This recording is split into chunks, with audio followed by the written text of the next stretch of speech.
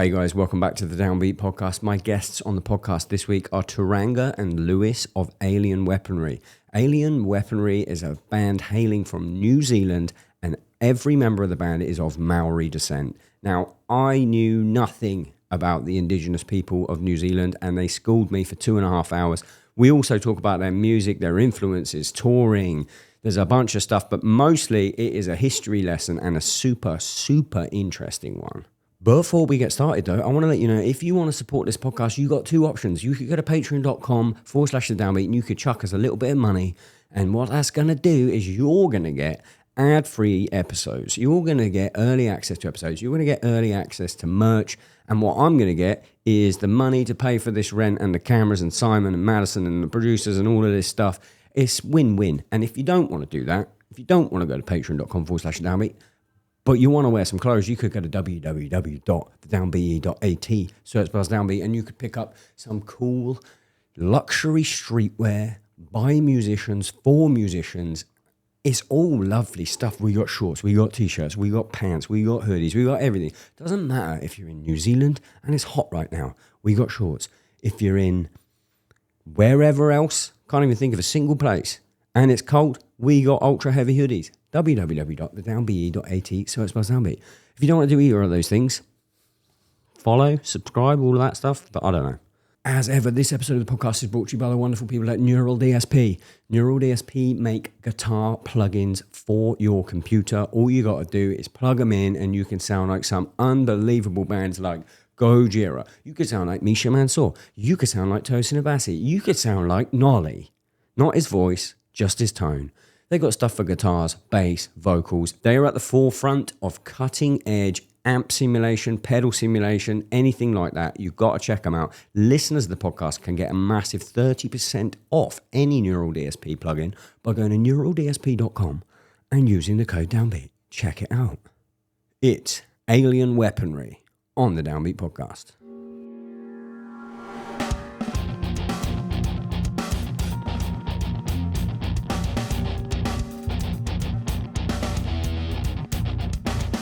Alien Weaponry. We're here. What's going on? We made it. 9-hour drive to Lewis. Thanks for coming on the podcast. Thanks for having us. Pleasure. Yes. 9-hour drives from where were we? Chicago last night. Yeah, Chicago. sounds about right. And the snowy, Fuck me. freezing.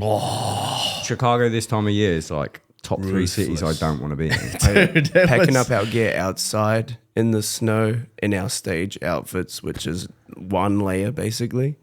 hell. What's your stage outfit? Talk me through that. Well, my stage outfit actually is just a pair of pants and no shirt. So I have a shirt side of stage ready to go, especially for these tours because it's like brutal. Yeah. Same pretty much. I mean, I used to do the shirtless thing too until I gave up on the cold weather thing. So now there's at least a t-shirt on top. It probably works a bit better. It does work New a little Zealand. bit better. Yeah, it does work a lot better in New Zealand. It's great for summer tours. I know. And even though we're Pacific Island, like we're North boys as well. So we're from the winterless North. Wait. Not the South Island. Okay. Which is So much warmer. Inverse of everything. Auckland's at the top, Wellington's at the bottom. Wellington's at the bottom of the north. Of the north. Oh, Yeah. and then there's the The nut. South Island. That's where the cold So you're is. the South Island, completely not on. No, we're top of the north. Yeah, so we're like 2 further hours north north of Auckland. than Auckland. So we're kind of the tropical. See, in my Beach. head, Auckland was the top of that island, but it's not then. It's like a quarter, maybe a third. Yeah, I think it's about 4 hours up to the tippy top from Auckland. Or no, Ooh, it's a bit longer than that. 6 to 7 actually. Does it get cold? Not like this. Yeah, like I that's said, amazing. where we were raised, 1 it's called Celsius, the, the very coldest it'll ever get in where I'm from. Say that again, sorry. It's probably like doesn't get much colder than 10 Celsius, maybe 1 Celsius on a really bad day. Like if you see a frost, you're like, oh boy. Doesn't hit freezing.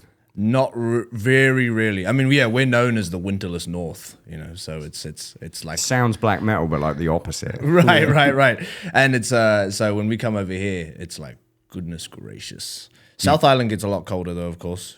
You know, Southern Hemisphere flipped, of course. So further south, you're colder. When you get the tour offer through and it's a winter in America, do you look at it and you're like, yeah, but Yes, and that's the second one we've done this year. We did January, February with Kerry King at the start of this year. oh my and it god, was yeah, just freezing. winter Oh, again. dude. And then we had nothing in all of the summer. And we're coming back now for this beginning of winter. It's like, nice. Whoever writes that schedule, you're the man. It's almost the same whenever Stray did like that side of the world. We didn't, unfortunately, we just came back from Australia a couple of months ago. We didn't get to do New Zealand that time.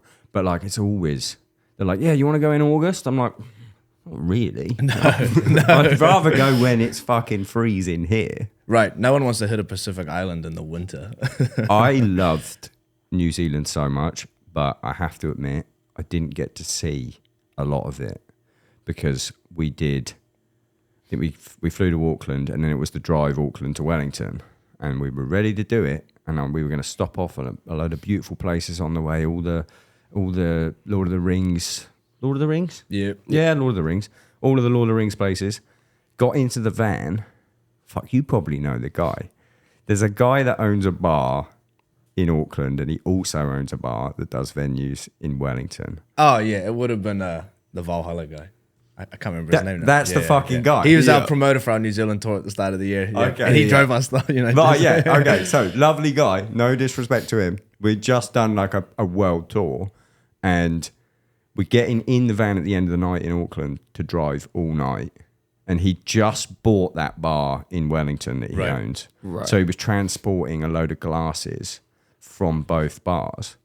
We get into the van, and then someone feels something scurrying along their legs. And I was like, what the fuck was that? And everyone's like, shut up, you're freaking out.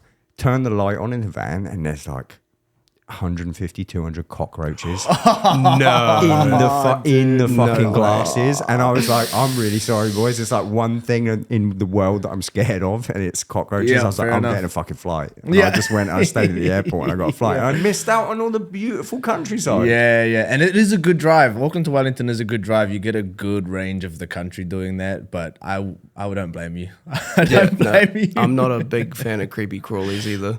Bro, there were so many. My arsehole was just sucked up this seat just remembering it. Yeah, we had in Riverside on this tour, we had the Roach Hotel, which was a nice fun experience. What do you mean the Roach Hotel? Yeah, well, we were playing in San Diego, and it's only like an hour and a half drive to Riverside, and so we were like, oh yes, it's gonna be like one of the tours. Like we're in a van on this tour, so it's like you're just doing van hotel, and we were like, oh, it's so looking forward to like a short drive after the show, get a sleep in at the hotel, whatever. And we start the drive, and then like we're 20 minutes away, and there's a crash on the highway. So we were sat there for like 2.5, 3 hours, and we're like, oh, come on, man. Great start to our supposed night off, short drive night. And then we get to this hotel, and we pull up into the rooms, and then, You and Jurgen just like put your stuff on the bed, got in your undies, and got in the bed. And like, I think your room was slightly less dingy than ours, but we got into the room and we were like, yo, like we're not fuss pots, but like we got in there, the deadbolt on the door had been ripped off violently. There were like bullet holes in the door. All the smoke detectors had been like violently ripped out of the ceiling. There were live cockroaches living underneath the mattress. I'm pretty sure I saw like a piece of blood-soaked tissue left in the bathroom. I was like, dude, I don't even like want... I feel like I'm going to catch some shit just standing in this room. And so basically we were like, let's find a different place. So it obviously was slightly more expensive to find a different place on short notice. And then we spent the whole rest of the tour like arguing with the hotel chain, trying to get our money back, and they finally have refunded us. But we were like, what the heck? So it turned what was supposed to be an hour and a half drive into, we found the next hotel at like 5:30 in the morning. Oh, you might as well have been fucking driving. We might as well have just driven, or stayed. It was a whole thing. And so that was like right at the beginning of the tour too. So then every hotel after that, regardless of the quality, felt like the Hilton. Luxury. I mean, I'm not a fussbot either. I think I'd probably draw the line at cockroaches in the bed that I'm sleeping, or the van. It's my one regret though. I was like, why couldn't I have just lived with that cockroach-infested van, and I could have seen one of the most beautiful countries in the world? Understandable though. I wouldn't have done that.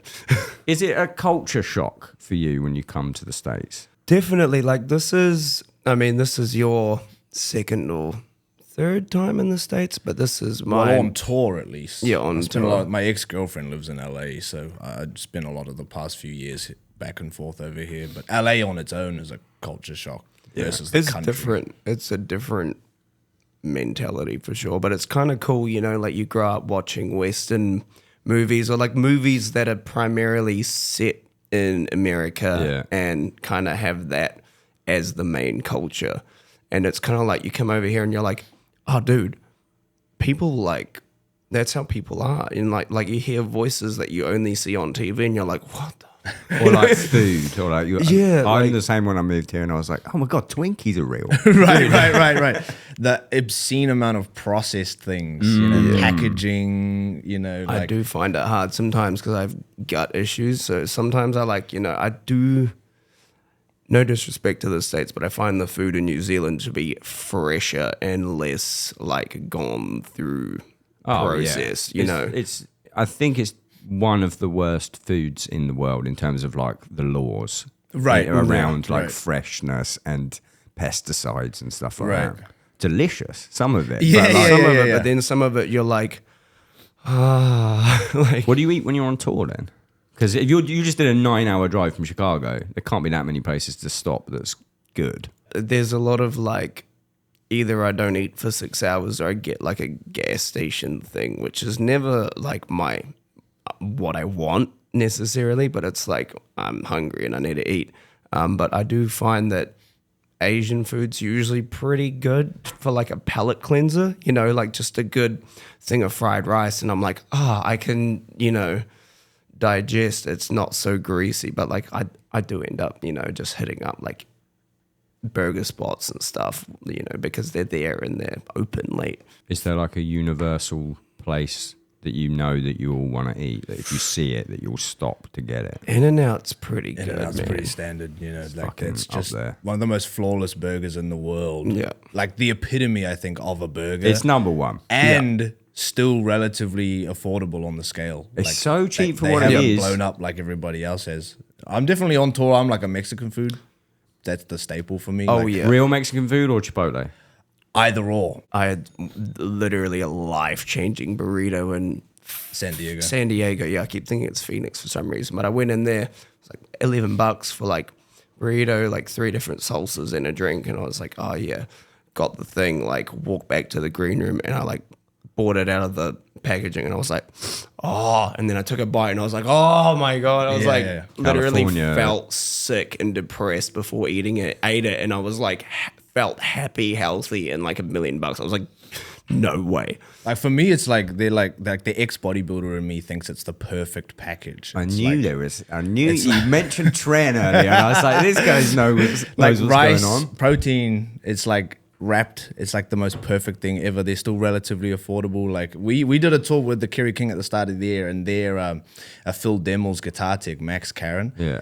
He like would eat a burrito 3 meals a day every single day, and I was like watching him and I was like, man, I think you might be onto something, because like Yeah. Mexican food in New Zealand it's a nearly non-existent thing. Couldn't be further. Right. There So are it's a like couple of coming spots, into fashion now, you know, like because everyone raves about it over here. It's like the general popularity, but like it's not as nearly as accessible as it is while we're on the road. Do you know what though? Funnily enough, I did have an amazing burrito in Wellington. Oh, yeah. Wellington, Actually, yeah. Wellington does have good burritos. Yeah. There was like one place, and it was like, because my like autistic food, I've been told it's an autistic food, is like I eat burritos. Right. Like that would be at home.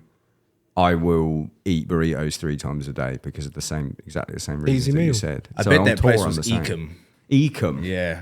Probably. That's Is it like a popular spot? relatively close to where I can't Very remember. We close. played some little bar. I can't remember what it was Yeah, called. yeah, yeah. Probably the same bar There's a everyone spot in Rotorua, and I like. God, that sounded amazing. Say that again. Rotorua. It's actually where me and the drummer, that's where we ancestor from.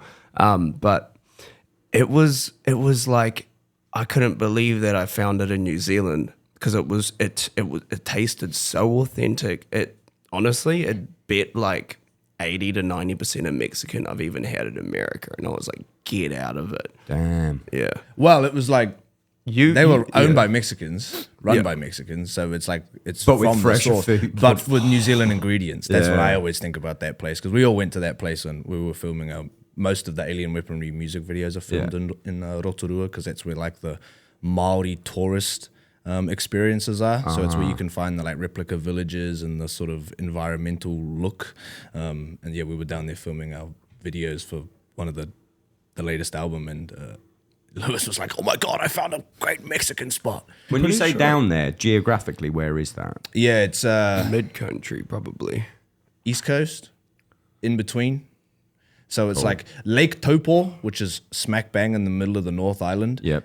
And then there's the actual like East Coast. Rotorua is like kind of in the middle of those two. It's so interesting because like I know nothing, and you're going to educate me and the viewers and the listeners. I know nothing pretty much about New Zealand, nothing about Maori culture. So it's fascinating to hear it. Classes in session. Classes in session. You want to dive straight in? You want to dive straight in? We can go straight in, man. Straight into class. All three of you are of Maori heritage, correct? Yeah.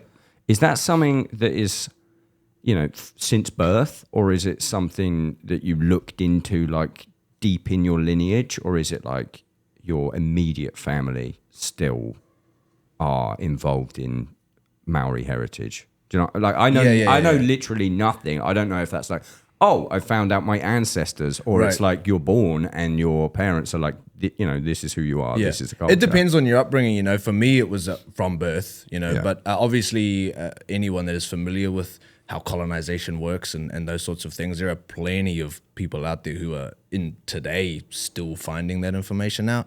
So I think the boys are in the same boat. We were fortunate to have been aware from the beginning, raised in the culture, raised with the understanding that we are and always will be.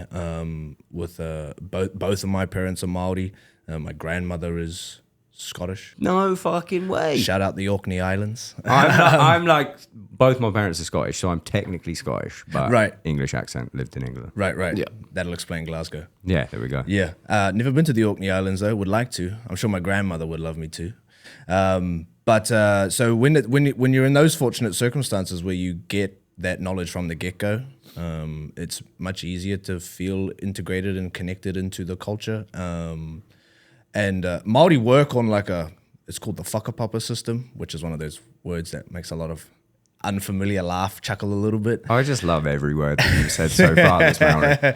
And that's the concept of lineage, genealogy. For Māori, that stems even into the environment, the lands, mountains, rivers, oceans. Our ancestral canoes in which the early Proto-Polynesian settlers arrived to New Zealand on 1,000 years ago is all included in our concept of lineage. And so any living person on Earth that can make a connection to those things today can identify as Māori. Especially too as, a lot of people around the world are familiar with the concept of blood quantum, which is like, I'm a half this, quarter this, eighth, divided up as many times as you want. But Māori are one of the fewer groups around the world that have kind of ignored that premise. Especially in countries like the United States or Canada, they actually have legal systems that divide their indigenous blood up into fractions in order to actually legally identify based off of some arbitrary mathematics, however that works. I didn't know that. Yeah. But New Zealand doesn't, and Māori don't function on any of those systems. So you'll see people who look very Māori, like Moana type, stereotypical look. And then you'll have the more fair-skinned, blonde, blue eyes and everything else in between. Kind of like me. Right. Yeah. And you can get the whole range now in the modern day New Zealand. But to Maori, if you have a little bit in you, you're Maori. It's all it is. If you can make a connection to that lineage that I talk about, that's all it takes, Because their premise is the concept around that is a lot of people go, oh, my great-great-grandfather was Māori. Yeah. And then the argument on our side of it is always well, then so is your great-grandfather, and then your great-grandfather, and then your grandfather and your father. They're all still Māori. It doesn't just disappear one day. I like that. Yeah. And so that's one of the sort of things I think that helps our culture thrive in a way it does, because a lot of people get shunned by that idea of splitting it up, or you have only so much that you can't identify with that anymore. Of course, you can also then identify with everything else. Like I said, Scottish ancestry, English ancestry in there, blah, blah, blah. But a lot of people like to think that you really can only pick one. Yeah. A lot of people like to funnel you. Forgive me for the interruption, guys, but festival season is officially kicking off, and I want to let you know about a little festival the Downbeat's going to be at, and I would love to see you there. This May, Welcome to Rockville is at the world-famous Daytona International Speedway in Daytona, Florida, from May the 7th to the 10th. If you've never been, this is the year that Rockville celebrates 15 years with over 160 bands across 4 days and 5 stages. The lineup is absolutely mental. Just looking at it, you got everything from Bring Me the Horizon, Architects and Motionless in White to Turnstile and My Chem. If you're like me and you also really like the really, really heavy stuff, I can't believe you can see Whitechapel, Behemoth, Cradle of Filth, Deicide and Suffocation on the same bill as Foo Fighters and The Offspring. If you like horror movies, they've got Ice Nine Kills. If you like cartoons, they've got Death Clock. There is something for everyone. 4-day and single-day passes are on sale now with plenty of hotel packages and premium upgrades available, including VIP and the ultimate Daytona Owners Club. Visit welcometorockville.com, check out the mental insane lineup, book your trip and come join me at one of the premier rock and metal festivals of the year. A good example of that is like me and the drummer, my brother's ancestry is like our grandmother's Māori, so that makes our dad Māori, but his father is Dutch and both my mother's parents are Dutch.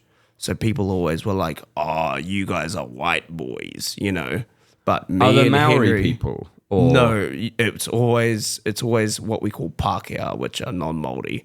Or kind of, we were always sort of looked at in a weird way by those people. Or they kind of use that as a reason to kind of invalidate what we were doing, even though me and my brother were raised in a kind of Māori kaupapa, and we went to Kura Kaupapa Māori, which is basically Māori preschool and Māori, secondary school. So that was kind of, we never got any of that from Māori because they understood that concept of whakapapa, but people that are outside of that kind of go, oh, half, a quarter, your blood is diluted, and that's not really how Māori think. Maori is, if it's in you in any capacity, you're Maori. That's so awesome. Yeah, and the interesting thing about what Lewis says too is it's always interesting, like, more often than not too, if you are, like, even let's say you are split just to entertain them, split half and half, then the half that they want you to pick is definitely the white. Yeah. Like that's always how it goes. That's why I had to clarify. It sounded like white people behavior. No one ever goes, oh, well, then you're half Māori. Yeah. They're like, no, you're us. Yeah. Like which is part of that mindset that the colonialism just brings subconsciously to. Half the time people just don't even know otherwise. Yeah. Like half the time I can't even blame them. It's just a lack of education otherwise, in the way that the systems are built. Is there discrimination against Maoris? Again, I know nothing.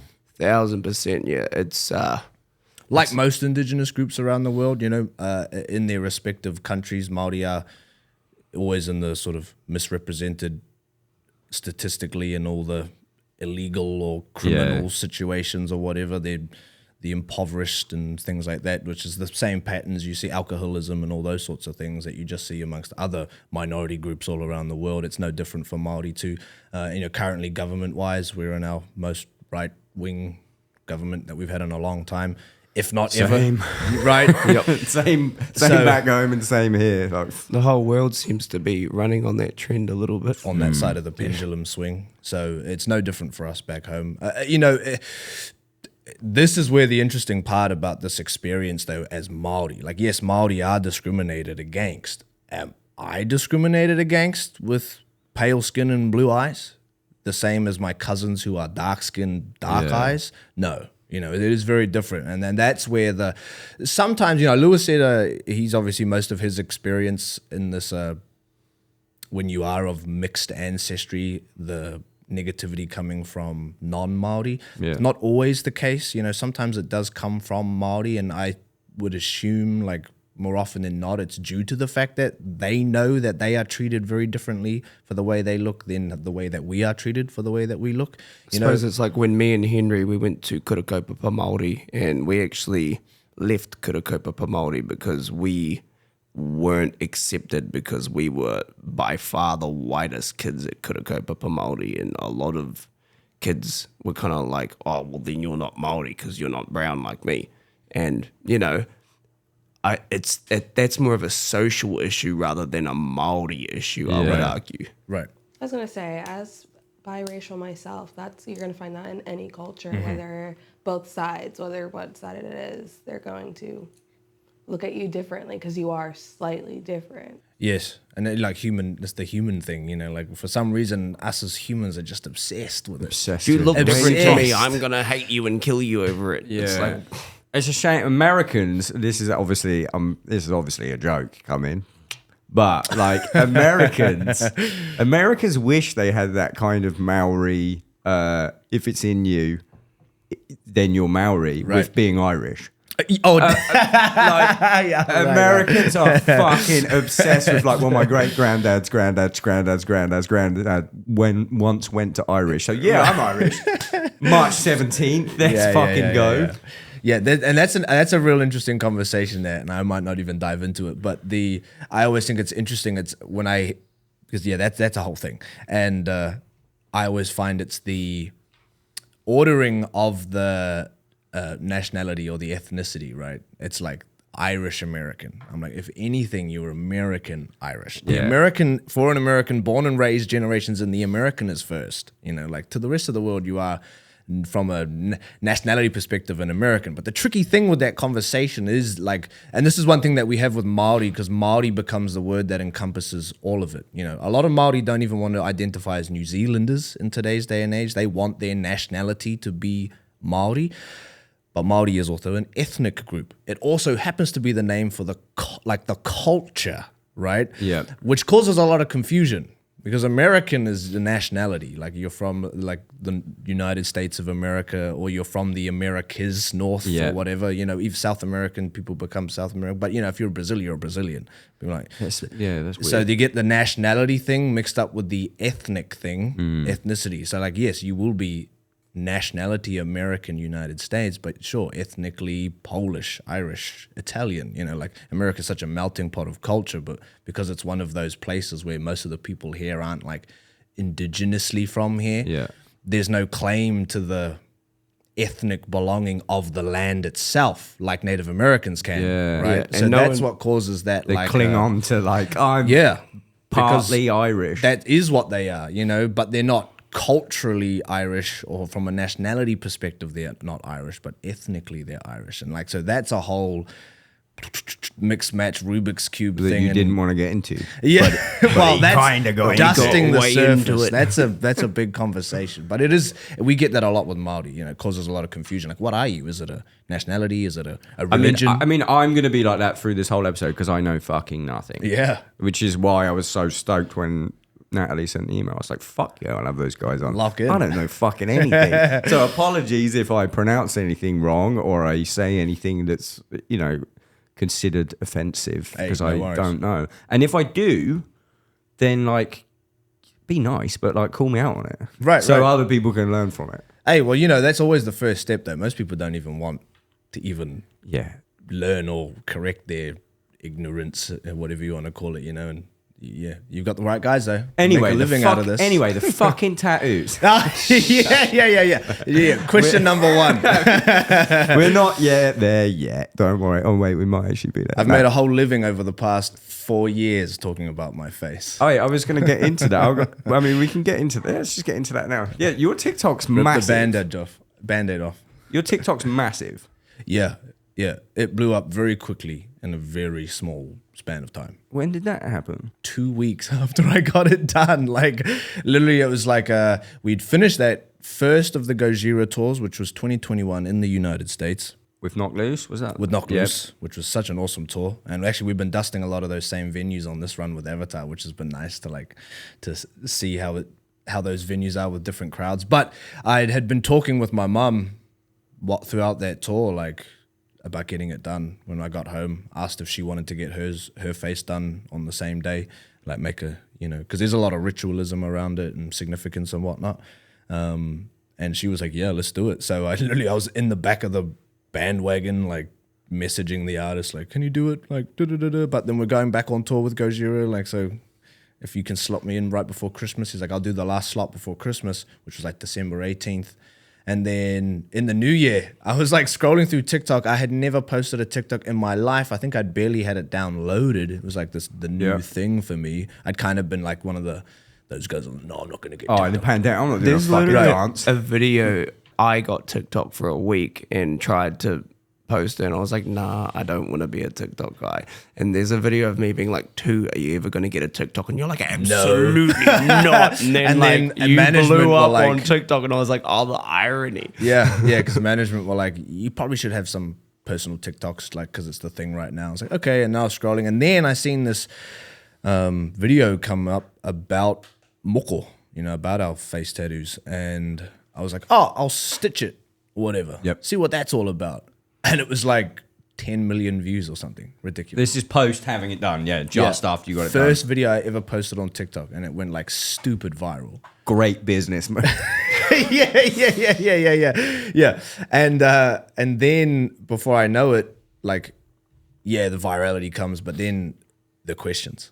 Right? Yeah. What the hell is that? What is that? Well, You'll might- never get a job. We might as well dive in because we're already in tattoo world now. Right, I right. actually did that as a joke, but we're gonna be in it now. So, how do you pronounce it? So, Moko? Moko. Yeah.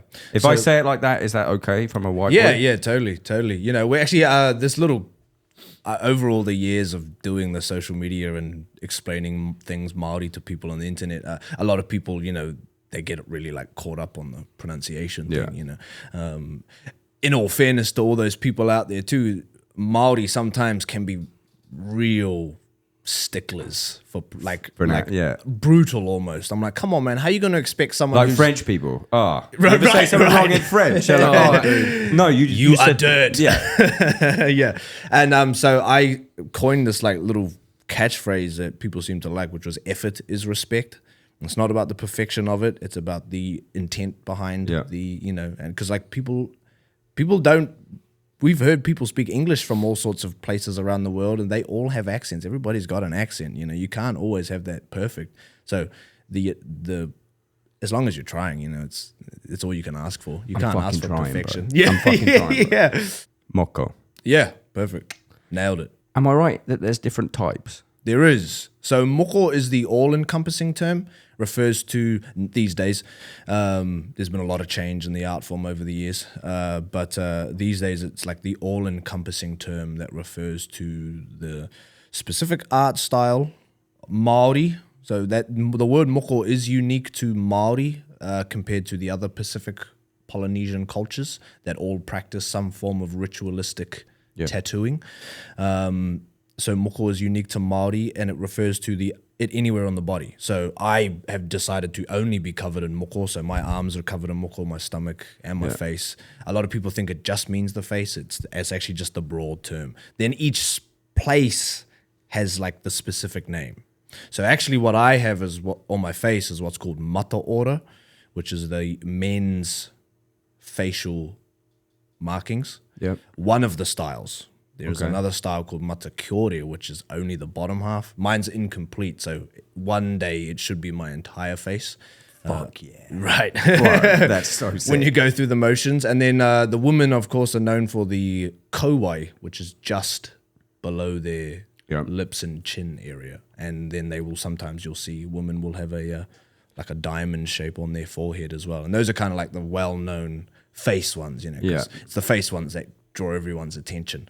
But Moko does refer to all of it, so it is not an incorrect term. Does the different placement and pattern mean something depending on where it is?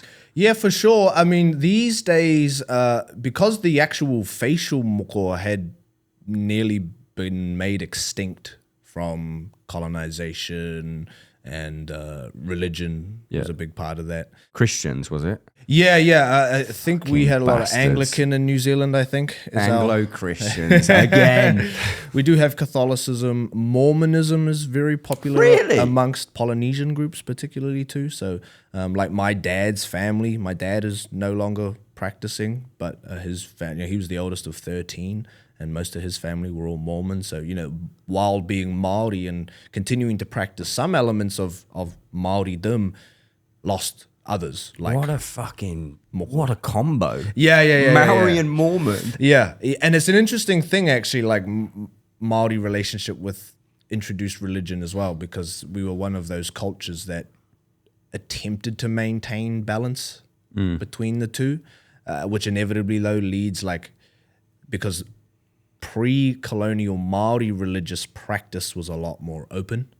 Okay. It was a polytheistic religious system, so the idea of introducing another god was not super out of it. Yeah, But then you find out very quickly though that with a monotheistic religion, you bring one of those in, and then that's the all rest you've of them got. are gone. It's a heathen god. Right. So then with that, they tried to keep the balance. A lot of them, have maintained a semblance of balance, but it's always slightly skewed in favor of some form of Christianity. And so one of the things that was lost heavily throughout that time period was Moko in general, but particularly on the face, until the gangs brought it back in about the 70s as an act of defiance, as gangs do. And then Stigma came. And then the stigma came. That's how New Zealand developed. It's like, oh, those things mean gangs. Yeah, I feel like watching movies in the 90s, Right. whenever there was a New Zealand gang. Right. I mean, they look fucking cool. I'll tell you that much. But it was, until maybe a couple years ago, and maybe until your first music video where you had it, that I was like, oh, he's in a gang. And then I Googled it and was like, oh, he's probably not in a gang. Right. That's how far the stigma is with that. That's true. It's pretty deep. Especially too, because probably the movie you're talking about, which is the movie that everybody talks about, is Once Were Warriors. Once Warriors. Which is an incredible movie. Unreal movie. Sad Everyone fucking needs to movie. watch that movie at least once in their life. But, it heavily focuses around a Maori family in this urban diaspora, which was a part of the period and where Maori was starting to be stripped of their culture through modernization, and all the gang members, that movie depicts them as having Moko, which definitely didn't help. Because a lot of people saw it more for the gang side than they did the cultural side, fantastic movie, heavy movie. That's a big trigger heavy. warning movie for It's those not a out light there. watch. Not a light watch. Fucking insane acting in it as well. Oh, yeah. Incredible. Some of the best in the world, I'd say. There's that scene in the car. I don't want to ruin it for anyone. I'm not even going to go there. Just watch it. Just go find that movie and watch it. So where you have it placed, does that specifically mean anything other than just, relating to your heritage or? This really depends on who you ask. So don't come at me, anybody back home. But for the most part, the two really traditional placements are the face, and then there's a very complex art that goes from your knees up to your lower back. Yeah. It covers both legs, bums, waist. Yeah, I know the one. Puhoro. Yeah, the puhoro or the peha. God, I love the way you say words. Just keep saying shit. For the mata order, it on the face, this was one of the first biggest misconceptions, which is part and parcel with the gang thing, was that people associated the face with the violence thing. Yeah. Everyone goes, oh yeah, the warriors. Yeah, it's a warrior markings. Yeah. Wrong. The leg ones were. And one of the reasons I've heard that is the around the midriff, it was like the battle belt. It was like your armor. It protected you. Also, Māori had a tendency to chop heads off, right? Take heads off, eat brains, fun stuff like that. Fuck yeah. Hell yeah. And So metal. Right. So if you needed to identify somebody, you weren't doing it with their face. You were going to do it with their legs and bum, because the thing with Moko is every single one is unique. There is no two Moko that are the same for the most part, unless By specific- design or by design. okay. Because no two people are the same. So some might argue that like twins maybe might get the same one. I do know that some people do get like, for example, they'll be the first in a generations to have moko, and they would like it to be the same as whatever the last ancestor was. Yeah. I have seen that happen. It is rare though. Most artists will encourage you to make it slightly different because you are your own person. So when it comes to my face, it covers, I always think like the short way to describe it is it's like your ID Yeah. and Certainly your an family ID. tree, Cool. right? So for me, on my face, it covers my family, my placement in my family, my connection to or lack thereof, because that's why I don't have all my face done, to spirituality, things like this, and then my job.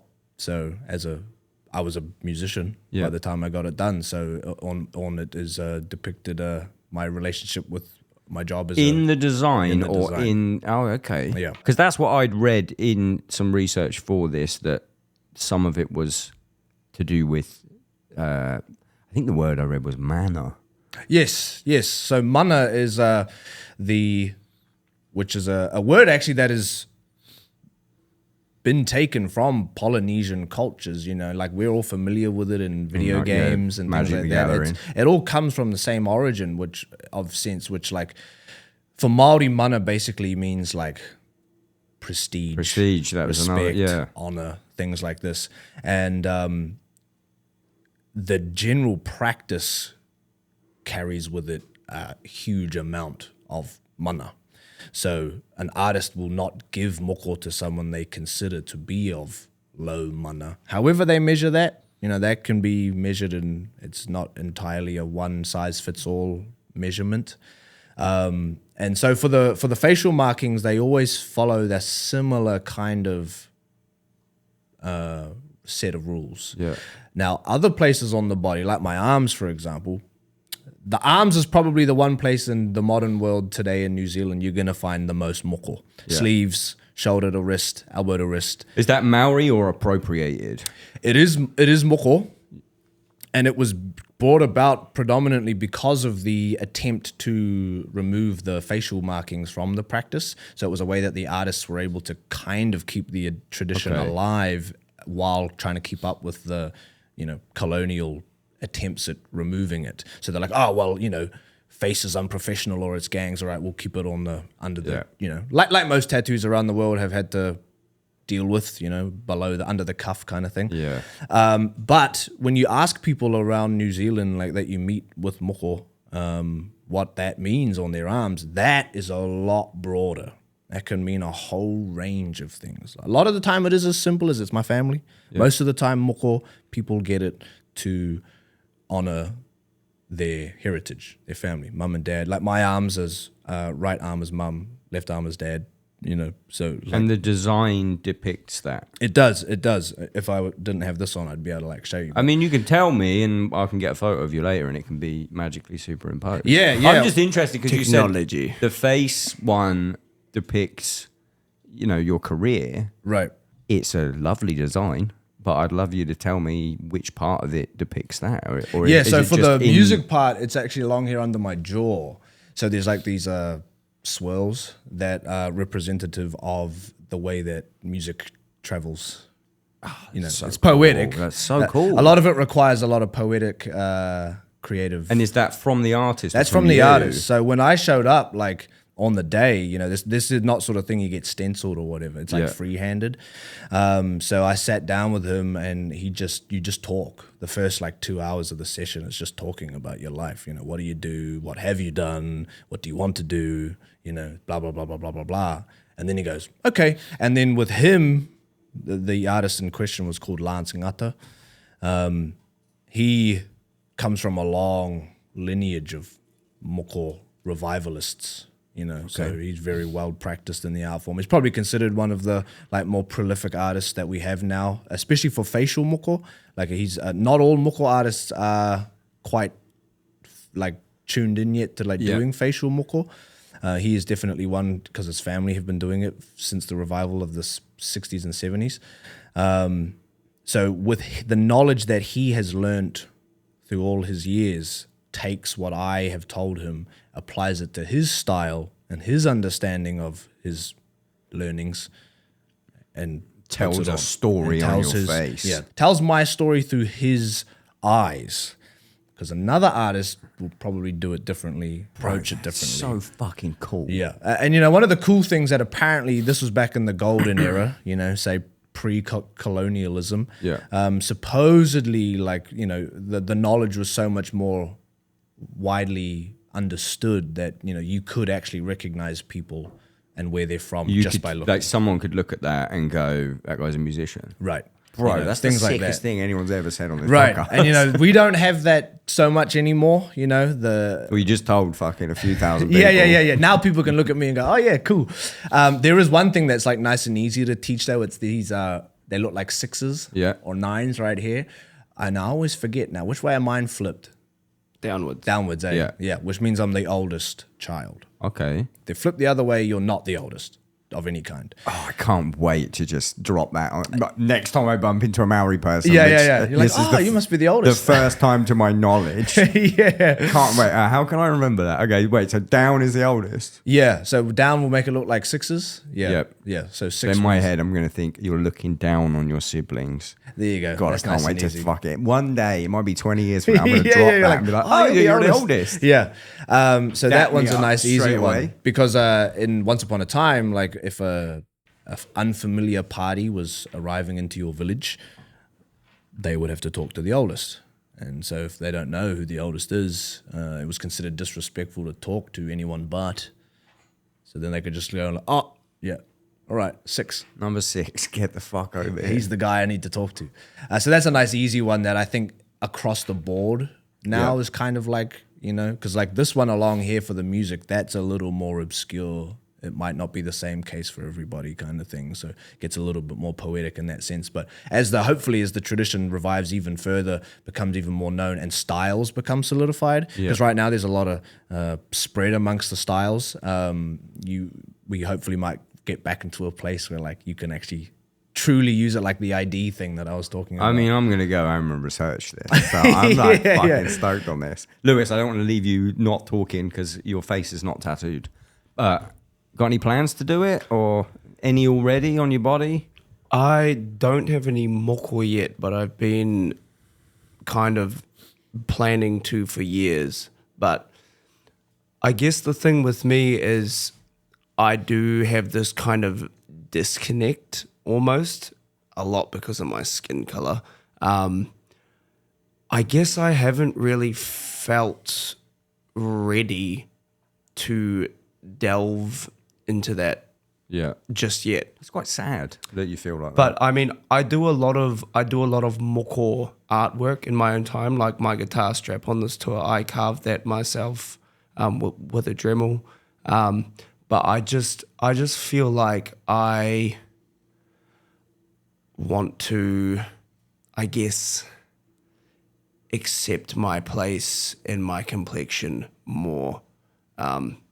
If that makes any sense. That makes so much sense. Yeah. It's kind of sad to hear, though. Like, yeah, but it's sort of the kind of reality of my situation, and I do, yeah.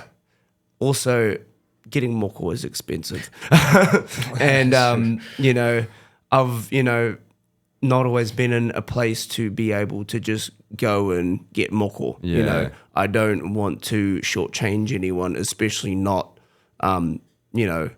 tattoo artists or moko artists. yeah, with a lineage. I am, I suppose I've got a few things to sort out in my own life and in my own journey before I get there. But And even if you don't, like, it's fine. It's fine. That Maori's in you, so you're fucking in. I've learned that on this podcast. Yeah, definitely. Exactly. And it's definitely, that's not an uncommon thing, I mean, even I did a podcast for a while, a couple of years back, where I interviewed moko artists. I saw that. Yeah, Because I was like, man, I can't answer everything. And even if I did, I feel like it would be disingenuous of me to like pitch it as if I was the one that has information. Yeah. secondhand information. It's like, I haven't spent my entire life studying the traditions of moko. I'm just a guy that got one, to further it. Yeah. So I did that interview series, and like people who had seen that one of the questions was because most of the Moko artists themselves don't have facial Moko, at least, which shocks a lot of people. Is that because of the gang affiliation? Well, it's because of all sorts of things like Lewis is saying, disconnect.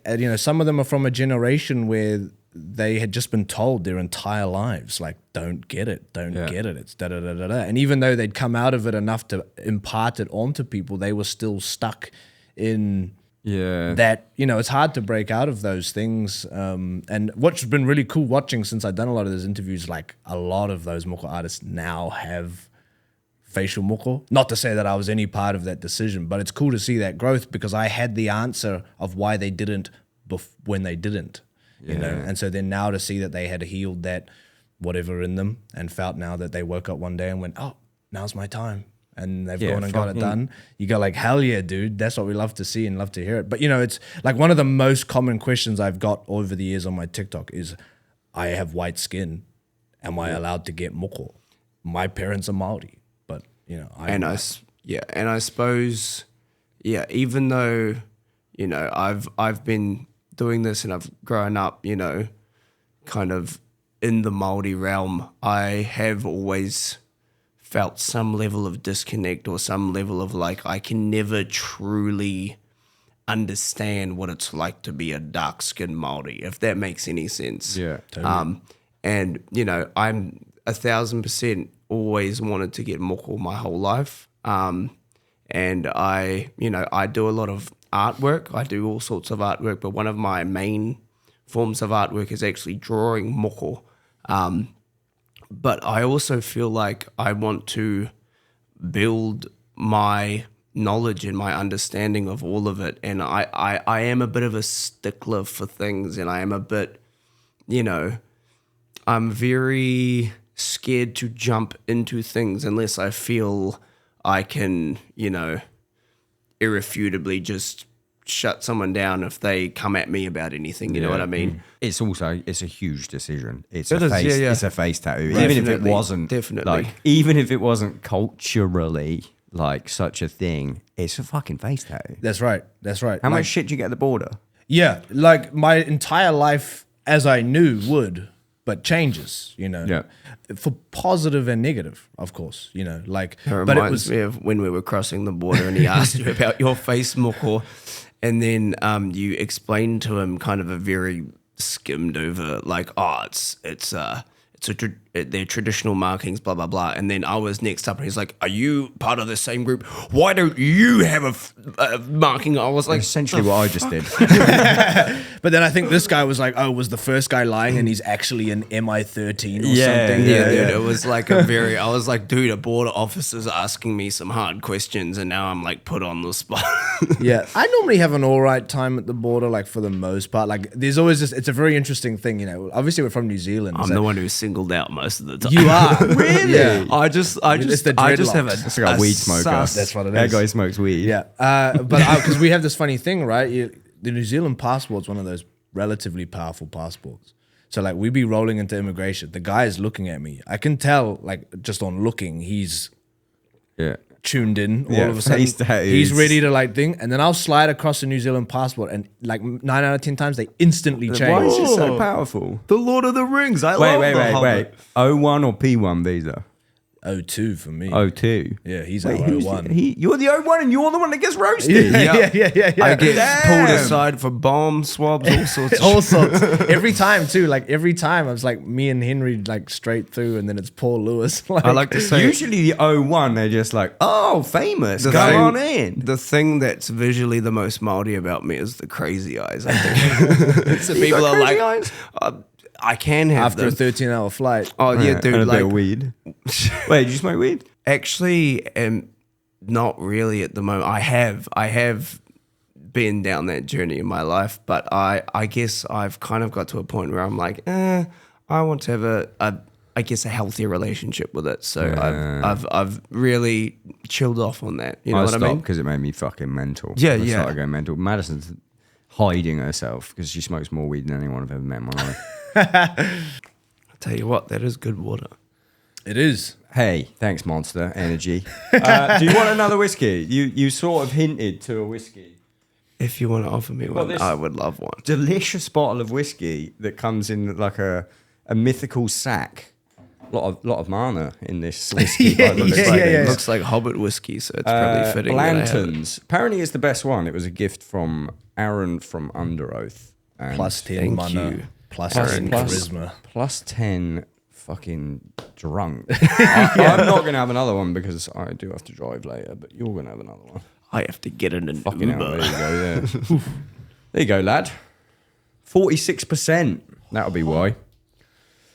I do love me a 46. Oh, we're still on the border thing. I can't believe you don't get stopped and you get stopped. He's Yeah. just too smooth with it, man. I think not half a the time is the smooth guy. delivery. I'm a very comfortable airport person. I've never been nervous in an airport a day in my life. I'm an uncomfortable person very in general. Like, read it on the face from a mile away. I have major anxiety issues in my life constantly. and that's see. like key number one. Doesn't matter really what you look like if you just, hey man. I have worse mental health than this guy, and people can fucking see it, and it pisses me off, and I feel defeated by the world. That's so sad. I don't mean to be all depressing, but You want to get that scene too, mate. I'm planning to. Because I don't ever get stopped at the border now. I've got an O1. I used to get stopped all the time. But I'll get stopped for the random security check every single time. The minute they can't find a black guy on the flight, it's me. They go, You're the next. Everyone's white. That's is probably him. Tattoo Most guy. suspect Yeah, one. and I don't even have that. However, check me fucking going home and looking at my 23andMe to get Oh, he's in. .00001 He's Maori. That means I'm fucking in. Haka at the start of every episode. Let's go. Wait, let's go. Great segue. Were you a fucking pro? Did you used to have a podcast? Oh, no, not me, surely. Let me just check. I don't have anything left on the Moko. I mean, I technically do. So, pronunciation Moko, Right. the song. Yeah. That song, I'm assuming, is to do with the Moko, but it's 100% in Maori. Te Rao Maori? Oh, yeah. Te reo Māori. Te Reo Maori. Is Yeah, that perfect. Thank you. There you That's the official name for the language? That just means, te reo means the language. Oh, and then okay. Māori, so Māori language. So you could say te reo Pākehā, which is English, or Okay. te reo wii French. Is it wee wee? Yeah, it's wii. W-I-W-I. Fuck yeah. And even then, you'll pronounce it slightly wrong and it'll be like, what, you're not saying yes. I'm only Yeah, saying this yeah. because we just come off tour and our photographer, Lexi, I love him to death. He's French though. And then I'll say something like, am I saying this right? Je m'appelle. And he's like, I don't know what you're trying to say. Oh, dude. I don't know what you're trying. And I'll say, je m'appelle. And then he'll go, I don't know what you're trying to say. And I'm like, how do you say my name is? And he goes, je m'appelle. And I'm like, motherfucker, Dude, I just said that. Just what I said. You didn't go enough. Yeah, I didn't go. yeah. So I assume that song is about the Moko, but Yeah. It's kind of more specifically about the head trade. that Well, it happened in depends New on what you're Zealand. talking about. When I wrote the lyrics for Moko in general about my experience with Moko and what needed to further be addressed in the general understandings around the world towards Moko. But there's one line in there which talks about displaying our heads like art. and the video has That that inspired the video. Yeah, okay. Which so then we were like, lock in, because that's a lot more heavy metal than the general conversation surrounding the lyrics. Like the lyrics are very much I've been calling it like a pride anthem. Like the whole chorus is like, we're the people who wear moko. Moko means to have moko. okay. So well, like, we're the people who have moko. You know, you've tried to get rid of it, but it's back and it's gonna be better and stronger than it's ever been. That's essentially I'm the low gist. key so jealous. I got nothing like that. I got nothing. And but the concept of the head trade, which was a very real part of the history of Moko, and another one of the many reasons that the art form nearly went extinct, makes for a pretty heavy metal video. Okay. So we kind of focused in on that one line and turned that into the whole premise of the music What video. is the head trade? The head trade was when the British arrived, like, you know, as they went around, As we do. you know, they would see things that they thought were interesting and want to take it back to England. They were already interested in the concept of the shrunken heads from African cultures or other cultures around the world that do that kind of thing. Then Māori would preserve heads. They weren't shrunken, but they were preserved. And one of the quirks about a preserved Māori head was that the moko was still visible on the decomposed head. Wow, okay. So they were like, oh my God, not only is it a preserved head, it's got some decorations on it. We want those. So, I mean, my brain kind of did the same thing there, but carry on. and so they would ask Māori tribes to like trade it for something, whatever. Guns was muskets was like when Māori introduced muskets, we had a field day. Like, you know, like we already Most people did. Right, most Good people old- did. And Good old we were al- Ngāpuhi. yeah, we were already a warring, you know, people. Yeah. And so the idea of the musket was just like took the warring up to another level. So guns was very popular, wool, so blankets, clothing was very popular. But Māori didn't really want to give it, because the heads were kept for sacred purposes, either very esteemed chiefs or people, family members that they wanted to preserve the mana of by maintaining the head. Because in Māori culture, the head is considered the most sacred part of the body. They didn't want to give away their family. Okay. So then they would go out there and just kill a whole bunch of other Māori to trade their heads. Classic British. Like, we're going to do something fucked up, but like, can you do it for us? Can you do it? Yeah. And we did it. You know, we were happy to do it. We were already warring over whatever we wanted to. And Might then, as well make a quick buck. Right. And then it caused this like big chain reaction thing where we were even like just killing people who didn't have moko. And then after the fact, like on the already decapitated head, putting the moko on very quickly, like very half-assedly, and then tossing it over to the Brits to take over wherever. Kind of sick scam. Right. And what then happened because of that, though, was in a pre to all of that, moko was supposedly much more prevalent across the people. You know, like in the early, what's the word? Scrimmage. It's like the sailor artwork. They would like carve it into their bottles or into whale teeth. It's like an art form that the sailors would do. I think it's scribbage. I think you're right. Something like that. A lot of those early like depictions of Māori, like they had like, all the people they would depict all had facial moko. But there's been like one of the like when you've on one hand you've got the misconception that it's a gang thing. Yeah. On the other hand, a really, really big misconception is that it's for chiefs only. Okay. Like, that's become a big thing. Oh, it's the chief tattoo. So when modern people get it, you go, oh, you're not a chief. Yeah. But one of the reasons that myth started to surface was because of the head trade. Chiefs were the only people who could continue to protect themselves from getting their head lopped off to be sold. So they ended up being the ones left. The ones left. So other people would not, they were like, I'm not going to get it done. I don't want to have my head chopped off. So people just stopped doing it, except the chiefs who had war parties behind them to keep them alive. So then there was two artists, Goldie and Lindauer, are like these two famous European painters because of their depictions of Maori chiefs. And a lot of them depicted like a lot of the exhibitions were called like the last of the Maori kind of thing. And they were all these beautiful paintings. They are incredible paintings of chiefs and chiefesses, all with their facial moko. They also perpetuated this idea because then it was like these very, very popular paintings, all of chiefs only, who all had the facial moko. So everyone was like, oh, it's just the chiefs only. And then 100 years later, everyone's like, yeah, only chiefs can get it. So it's like all these like little things that people don't really realize play a huge role in the near eradication of so a whole tradition. You had that. What year are we talking for this? For the head trade, late 1800s. So then you had the 1800s, no one getting it done because they didn't want their head cut off. Right. And then you got the 80s and 90s, no one getting it done because they don't want to gangs. Don't want to be associated in a gang.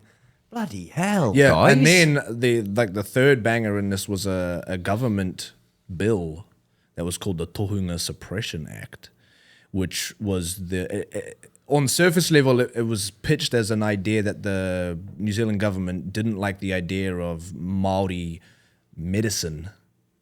Okay. Or like they said they made it illegal, basically. What's Maori medicine? Well, like more holistic, by their standards, natural approach to things. But because the tohunga represents like, it's always a tricky one to expert, but like priest or shaman. Yeah, okay. Like it's a tricky translated word because it never quite fits any of the English translations quite accurately. But the tohunga was a word that applied to many experts in many fields.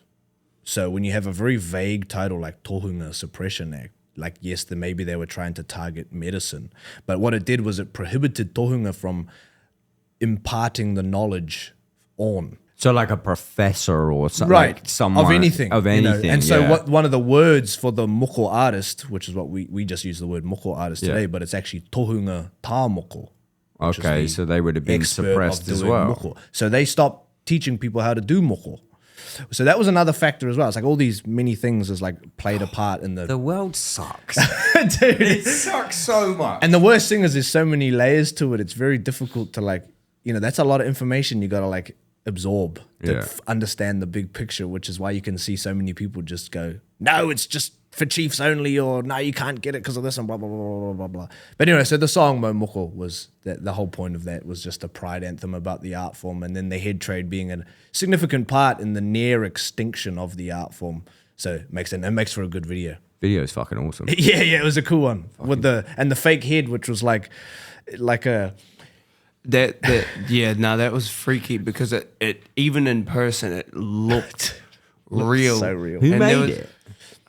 It was, I believe it was a prop for a Maori TV show like that plays on our Maori network back home. It looked like a decapitated, decomposed head. In It person, certainly does look was- like it in the video. Yes. It was freaky. Like there was this. I don't even think we used it in the music video, but there was this one scene where like the head's sitting on this like display pillow. Yes. And then they took the head off, and I had to put my head through the pillow and like sing the lyrics, and I felt fucking weird about. Like I felt Where it had been. even though it was a rubber prop, I was like, like it felt. It was very Ooh. interesting on that shoot watching the Maori part of the crew, including us, and the non-Maori part of the crew reacting to that head. Like It your was mum very was different. like, oh, she couldn't. My even mum couldn't even be in the look. same room. She couldn't even look Even though half we the knew time. it was fake, like I said, the head is a very sacred part of Yeah. the culture. The idea of the traded heads thing, and some people call them stolen heads.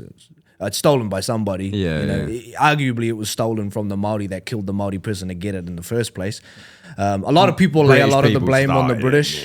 Yeah, it's an interesting one. You that can blame one. us. I always find it interesting though, because I'm like, well, they wouldn't have got them though, because they weren't killing them. The British weren't killing them for them themselves. So I'm like, it took two parties, but they were still stolen because a Maori took it. British people coming in were like, "Oh, you want this?" They wanted it. Yeah. You want this? I want that. But, You you know- want this more than I want that, so go do it for me. Right. So that like concept of it, even though we knew it was fake, a lot of the Maori in that shoot were like, "Oh man, this is Yeah, like your fucking ancestors. It was watching weird. over, like, Especially too, fuck because is we he know, doing? like another one of the messages about the video was to bring attention to the fact that places like the British Museum, they still have them. Like somebody's real ancestor is sitting down in a box in the basement of the British Museum. And Māori have tried for years and years to get their heads back. They have gotten quite a lot back. Different tribes and that have managed to A lot claim of them back. are just, let's put them in the basement. Yeah. Yeah. But there's still a lot out Good there. accent. So that was another one of the reasons for that video too, just to put a little bit of eyes on the fact that there are still people's ancestors sitting somewhere out there, and people do want them returned. did you get any like? Did that give any push to the movement to get their I heads don't back? know. I don't know. It's a lot of people just were even introduced to the idea in the first place. They're like, "Holy heck! Yeah, what do you same. mean?" A lot Yeah, of that people was didn't even think me. it was real. Like that there was a thing. They were like, "Oh, this is just a video It's thing, fucking- right?" It's pretty fucking terrible. Because it It's sounds someone's gnarly. They're like, ancestor's what do you mean you're head. just trading heads around? And I was like, "No, it was a thing. It was Someone's a thing. ancestor's head is just in A box, a box downstairs. Oh, I paid for that, so I'll keep it. right?" While we just last thing on the tattoos and the family stuff, you mentioned you said to your mum that did she want to get it done at the same time as you? So she got it done. So before her, who was the last person in your lineage that had it? On her family, her sister, her older sister, Okay. had it. But then before her, my auntie was one of the first in a while, because like So it's my mum's mum that is the Scottish one. So Okay. her father's the Māori, but he didn't have it, and great grandfather didn't have it. It's a long way back, you know. So It's a long way back. assuming maybe great. Yeah, the photo I have of the person gonna I was say, is there a named photo? after. I do have a photo of the man I was named after, and I'm not even sure if he has it. So maybe his father may have been the last one. And there's no photo of him. No, there is a painting of his first cousin, and so With the... and he has it. So he was painted by one of those artists I mentioned earlier, and so I have his paint, not an original, but I have his painting, a print of it in my room in my house, because he is one of the last like actual known ancestors, and he had no offspring. So okay. then our line is the closest line to him. Yeah. So he is actually one of the only ones we have of proof that had it. But we can only assume that his father had it And maybe the cutoff was there. right there in his generation. Damn. I I feel like I'm at school, but I want to learn. I don't even know if anyone within the 5 generations of my Māori family have had it. If I'm looking back on, you know, my dad's got puhoro, which is the markings that go, you know, from your Is that the armor one? yeah, the abdomen. So he's got the tatua taua, and he's got the mangopari in the middle for protection. And Henry's actually got his puhoro started, so he's got the Henry's the drummer, your brother. yeah. Henry's my brother, and he's got his basically the spirals on his butt started. Oh, cool. But my dad's got the whole shebang down to past his knees all the way up here. If the number I just texted is yours, then Otherwise, you've just texted a random person Natalie, a probably. lovely painting. No, I got it. that was you. All right. Damn. That's fucking AI. yeah. It's so good it looks AI. Yeah. It's I've never actually seen the real picture either. One day I've been hunting it, like, because it moves around. I believe the original. Yeah, you want to try and buy that one day. Dude. That'd be a I haven't even seen that. coming home. I got it right here. Yeah. See, he hasn't even showed me that. Oh, yeah. Fucking AI, that's ChatGPT. Bro, they love the mustache. Bro, heaps of my ancestors have that mustache too. Yeah, they loved the mustache back then. Grow one out, boy. Dude, I can't grow one. You can't grow one? No, that's why I got this done. I'm a good big girl. You said you're an ex-bodybuilder. yeah. Got rid of all my hair. No, I still got a full bloody head of curlies up top. What was the bodybuilder arc? Gave it up? Oh, yeah, when I joined the band. It was What, like, just I haven't traveling quite too figured out much? the balance to maintain it. First tour, I lost 18 kilos. Damn, I lost 7 pounds. I'm a pounds guy now because I live here. So what's Yeah, that? yeah. I don't even know, 3 and a bit kilos Yeah. on that tour we just did. Yeah. Because just fucking not eating enough, doing all that shit. And I was like, man, I haven't figured that balance out yet. I was like, maybe one day I'll bring it back. You don't 'cause I miss like it. You go to the gym. No, that's what I like. Basically, cold turkeyed it because I was like, I started doing other stuff just to stay physical. But I was like, I dedicated so much time to it that when I couldn't dedicate 100%, yeah. I was like, it's not even worth my time. I didn't even want to give it 50. My ex-girlfriend was like, you should just go to the gym anyway. I was like, no. I had a friend interested. that is like the similar thing. It was like almost pro bodybuilder. I mean, I think whatever the one before pro is, I can't remember. But like competing and stuff, same thing. And then Semi-pro. Yeah, I think there was a name for like one, whether the NFBB, whatever the Right. thing. But like same thing. He started going on tour, and he just dropped it fully. Never asked this question on the podcast ever, but I feel like given your Maori heritage, predominantly your lyrics being in Te Rao Maori. Yes, sir. Let's go. Where'd the name come from? Oh, that's a you question. Alien weaponry. So, originally the name came from, have you ever seen District 9?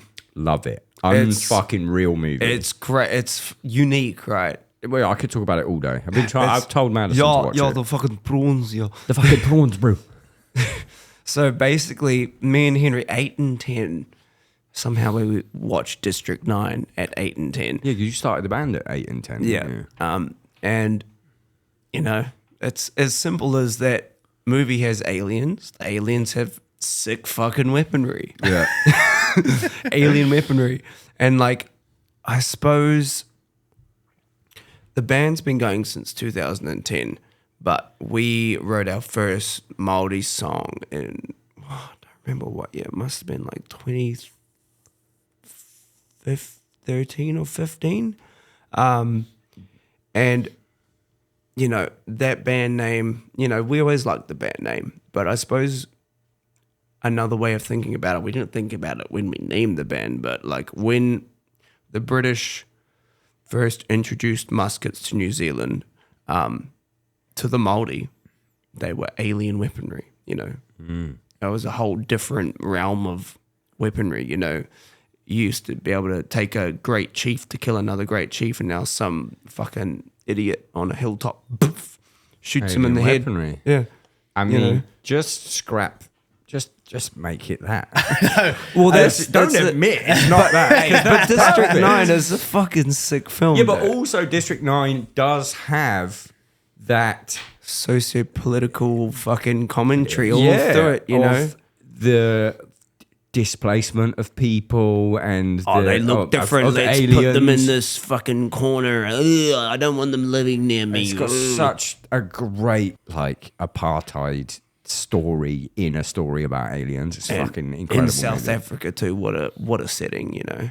Yeah, one thing I always think that was like sweet just about the actual origin of that, because I remember actually when that, like, it was like a fan theory that started. Like someone had just commented like, oh yeah, because the muskets and gunpowder was alien weaponry, and they're kind of like, You should have just taken it. Boys. You shouldn't be admitting this. but I always thought there was this like nice sort of innocence to it, like because it also perfectly explains like the history of the band, you know, like that the band has been around since the brothers were boys, you know, Little boys And it's naming a band. Our band is we talk about this often, you know, like when we're touring with a band right now, like Avatar, who have this a theatrical element to them, and they like having fun, like in a humorous way on stage and presenting themselves. You know, our music is always so serious. The band's image is like so serious. It's this cultural thing, political thing, you know. Our stage persona is always very serious. I always like this kind of contrast of like, so what's the reason behind the name? It's like, oh, I was an 8-year-old kid and I liked this movie. And it's honestly, I hate that question, because the one thing I do about this podcast is like obviously being in a band, like I despise press. Like I hate it. I hate festival press.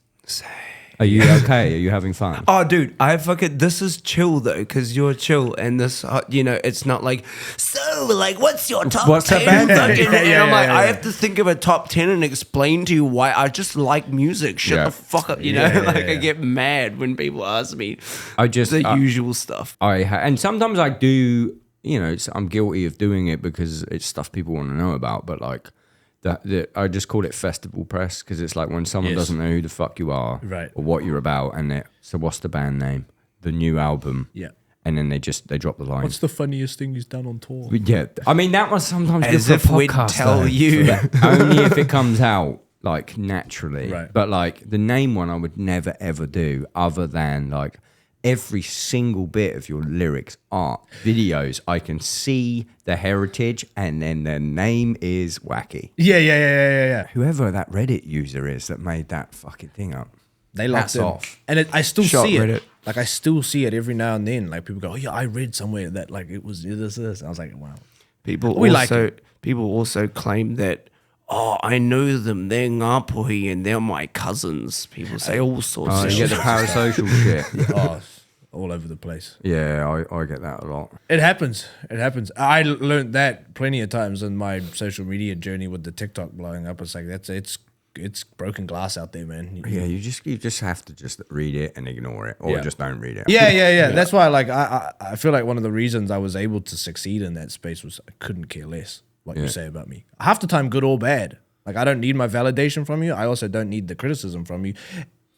Within reason. Yeah. Sometimes criticism is warranted. I could say that I was probably warranted a little bit of criticism. Right. You know, I've had the odd thing where I've said something slightly out of pass, and you know, when it comes to cultural stuff, there's only so fine a line, you know, and I'm like, oh yeah, my bad, you know, that was on me. Yeah, but that It's different. you must be making decent money on that TikTok now. Well, I've been actually withdrawing because I was finding like people wanted more and more and more, as they do, but I was not willing to give more and more because it was not my place to do so, which is why I did the podcast thing, right? But of course that wasn't as popular, which is fine with me. At the time, I was like, it doesn't matter. It's not about popularity. It's about what's right. Yep. Especially in this context. You know, it's not like I'm running around just showing you what I do in a day. I'm actively educating on a very broad and in-depth culture. There's only so much you can teach on the internet. And I was just to say, I'm basically like a signpost, like a road sign saying like, oh, you can go this way for this. I can put as much information on a sign, but the actual thing is going to be in the library down the road, right? Yeah. It's not your fault if someone turns left when it says turn right. Right. And so then I was like, all right, I'll just stop doing it. And I literally just like stopped. Like I haven't posted like dedicated Māori content. I've been putting out the last of the clips from the podcast, just kind of weaning them off. Yeah. And then I'm like, do something else. And that's because you got sick of it? Well, because I wanted to, one, stay genuine in the cause, right? So I could have kept going on with the Māori stuff and spitting out a whole bunch of whatever just because it was popular and paying the bills. But I didn't want to, I mean, ethically. Not the same at all, but with parallels. Every episode or clip that I put up, which inspires conflict in the comments, I make the most money from. Easily. And it fucking kills me. Yeah. Like, even if I haven't even done it on purpose. Right. Like, I put one up the other day of Will Ramos from Lorna Shore. And like, we're talking about his vocal techniques. And I just say one line, right? Which was, in the world of death metal vocals, you're arguably one of the GOATs, right? Yeah. Because he is, he can fucking do it all. The band's selling out the pinnacle is fucking 7,000 people in Nashville and they sound like that. Right. Like, arguably, being the big word there, one of the GOATs. Fucking, I put up a clip of it yesterday. Not even TikTok. YouTube Shorts, 200,000 views. Or yesterday, and it's just hatred. Yeah. And it kills me because it's like, I need that for the podcast. I need more eyes on the podcast, but I'm the result of all this conflict. Right, It's just fucking me. No, totally. And it makes me want to stop, but I fucking can't. I pay my fucking bills. I know, like you want to harbor a certain environment, but like, hatred or negativity is the driving force on the internet, like the videos of mine that consistently, without fail, would do absolute numbers, always revolved around telling people that they couldn't get moko because they're not Māori. Yeah. Particularly Americans, absolutely lose their minds when they are told that they can't do something. Yeah. Those videos, without fail, boom, light up every time. It's a horrible foundation for the years to come. It's so when bad. Every video that is put in front of you is conflict, and for you it must be even more. You have an actual cultural responsibility, Right. But for me, it's just like, I hate it, but at the end of the day, it's just people fucking arguing. Like like I care and it sucks and I try not to do it, but when it happens, it's not like a cultural. Why can't I fucking say that word? It's not a culturally relevant thing to me, so it doesn't carry that weight. But for you, that must fucking suck. Yeah, it was an interesting thing. Like every time something like that would happen, and I was like, "Well, New Zealand's a little different, though. We don't have creator funds, things like that. So I'm not actually making money directly off my videos. Oh, damn, that sucks. But more eyes on the videos just meant more eyes from sponsors and people that would pay you to do stuff or whatever, Yeah. And like particularly TikTok themselves, like I did this big campaign with TikTok and they pay you to do videos. Like that wasn't a creator fund thing, Yeah. Because New Zealand doesn't have it.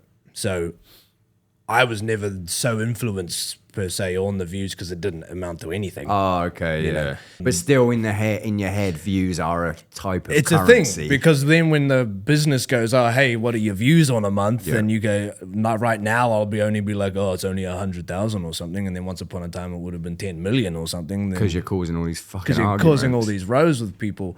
And I always used to think like it was nice that I always felt that my audience in general, like, was pretty good. Like most of my videos, you can go into the comments and it was all like, but those particularly viral ones, like the crazy number ones were always outrage, like without fail. it sucks. There's no answer for it either. No, human nature. I feel like, I mean, I know you stopped doing it, but like the podcast was the right move. I think in so. terms of like, you know, I don't know everything. Let's bring on someone that knows more than me. You get to learn. Everyone else gets to learn. Right. But you weren't causing that outrage. So. Well, it was interesting because even as I wane off, like still, like I had one just the other day get numbers, you know, more than usual, and for the same reason, it's like people got really mad at it, you know. And it's always an interesting thing too, because I'm like, you can argue with me all you want, right? I'm just a guy. Yeah. I'm a guy that has it. I don't claim to know everything. If I've made something wrong, whatever. But these are videos now with the people who do it. You know, you're just a random guy, and you've decided to argue with the literal art master of the tradition in this context, and they still go crazy over that. You know, so I'm like, man, sometimes you just can't.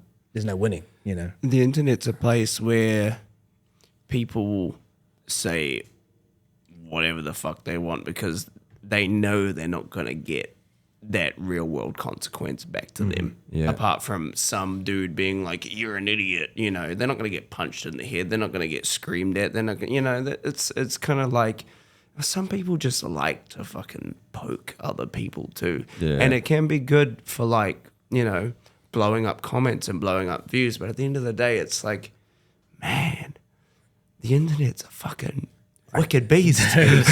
I personally I've had this weird relationship with the internet and technology. Like I tell Tūranga all the time, I'm like, I have a technology curse. And it's like, I sometimes do, but also I think I sometimes just have always hated the way the world's going because of that way. wrote a whole song about it. Yep. Wrote plenty of songs about it. But then like these days, it's like, that's why I was so resistant to upgrading to digital, and now Neural have sent me 2 quad cortexes, and then I'm like, oh fuck, these are sick, bro. These are sick. Like, you Nice know. plug, Lewis. I mean, nice. they sponsor Yeah. the podcast, so that's fucking Neural perfect. DSP, you make some good shit, and I hate computers, but your one's good. You've already heard me gas them up about an hour and a half ago. We did it again. They're the fucking best, though. They are the fucking best. I've never had a better guitar tone in my whole life, dude. It is the only one that I know. All of my analog friends that are like, I'm never fucking doing it, and then they get that little fucking box, and they're like, Oh, dude, "You mean I can just take this on a plane?" Yeah. Dude, I was like in the green room, like just like I was intonating my guitar and I was using it as a tuner, which is like using a fucking supercomputer to play Minecraft. Yeah, you. I know you sold Matt from Spirit World on it too. I was literally like, That's a fucking good band. I had to convince him a bit. I was like, do you want to plug your rig in? I was like, yeah, maybe. I was like, yeah, it's here if you want to plug in. And then I was like chugging on it. And then I think Stu had a jam on it and he put my headphones on. He was like, oh. And then Do you like, still have cabs, or are you straight? no, straight. Nothing. Neural. I'm still using a couple pedals, but then next to her, I'm like, fuck that. I'm just going to like, Get it all on the thing. oh, dude, because the effects on it are better than yeah. Do you guys on a click? Obviously. Yeah, Is time that- code click. Time code, whole Yeah. set. Yeah, press, so it's gonna press be play, it's gonna be fucking boom. like I still foot switch everything because I'm one of those young guys that's like convinced I'm an old guy, if that makes sense. Like You said you're 23. Yeah. You are a young boy. How old are you? 26. Fuck. Yeah. I'm so old. Good for you, guys, making fucking moves at that age on the Oh, other side dude. of the fucking world. I mean, I've been in the band for 5 years now. This is my 5th year, and they were already, been doing the international tours when I knew them in high school. Which was crazy. Crazy. I'm a young guy, but I've been doing it for a while now. I mean, 8. Were you 8 or you were 10? I was 8 when You we were 8. started the band, and then we started touring internationally. I think 2017 or 18. 18, How old were 'cause I was you in uni. 2018? 16. Touring internationally at 16? Yeah, in Europe, playing Wacken. The Haka. Right. The fuck is it? That is a big question as well. From my understanding, so I saw it all the time. My dad would watch rugby. I saw the All Blacks do it, and I remember just thinking that looks fucking sick. Right. From my understanding, it's a dance, either for war or what was the other one? There's like a a different version of it. I don't know if I'm wrong. Respect to someone. Oh yeah, like in a celebration or Right. something like that. Yeah, it's taken on a very broad, encompassing use now. I mean, like we do it at the start of our set every night, you know. In its simplest form, once upon a time, it was the pre-war Hype up. ritual, hype up, threat. You know, like everyone always thinks when they think of the haka, they think of the tongue poking out. Yeah, you yeah. know, like that had a function. It was a threat to the enemy that you were going to eat them. We're gonna eat you, motherfucker. Yeah. That's so sick. yeah. But again, because this, and it's a deep answer, you know, about Maori cultural values is the thing about when I said before about the sacred and mana and things like this. There's two concepts in Maori culture that really form the like strong basis to most of the rules, and it's tapu and noa. Tapu meaning sacred. Tapu is actually, or the variance of tapu is actually the origin of the English word taboo. Okay. Was a mispronunciation of it, which is now we see as prohibited, you know? Yeah. So tapu, which is a word that you can see all across Polynesia in many different forms, kapu and Hawaii and blah, blah, blah, basically means sacred. And then noa is the opposite of that. And those two realms should never cross. So the human body is hugely tapu, mostly so our heads. And food is noa.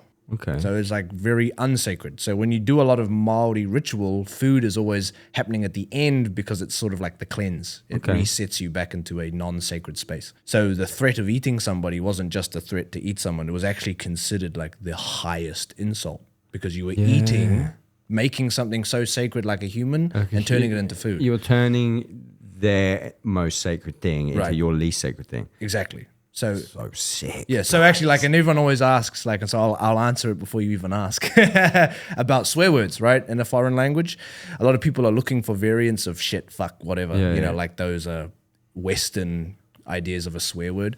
But because, like, no, that's too deep of a conversation. But like, the origin of swear words have like a lot of depth behind them. Yeah.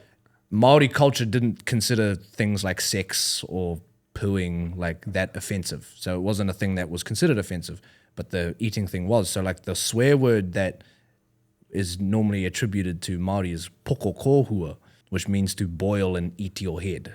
And that was essentially like the highest form of insult. It was like calling someone or whatever. How in a sentence? How would it be said? No, just dropped. Just. So you've done something insulting, like, I don't know, you've stolen my wife. I will boil I'm and gonna eat your boil head. and eat your head. Kaya te kuri is another one, which means dog food.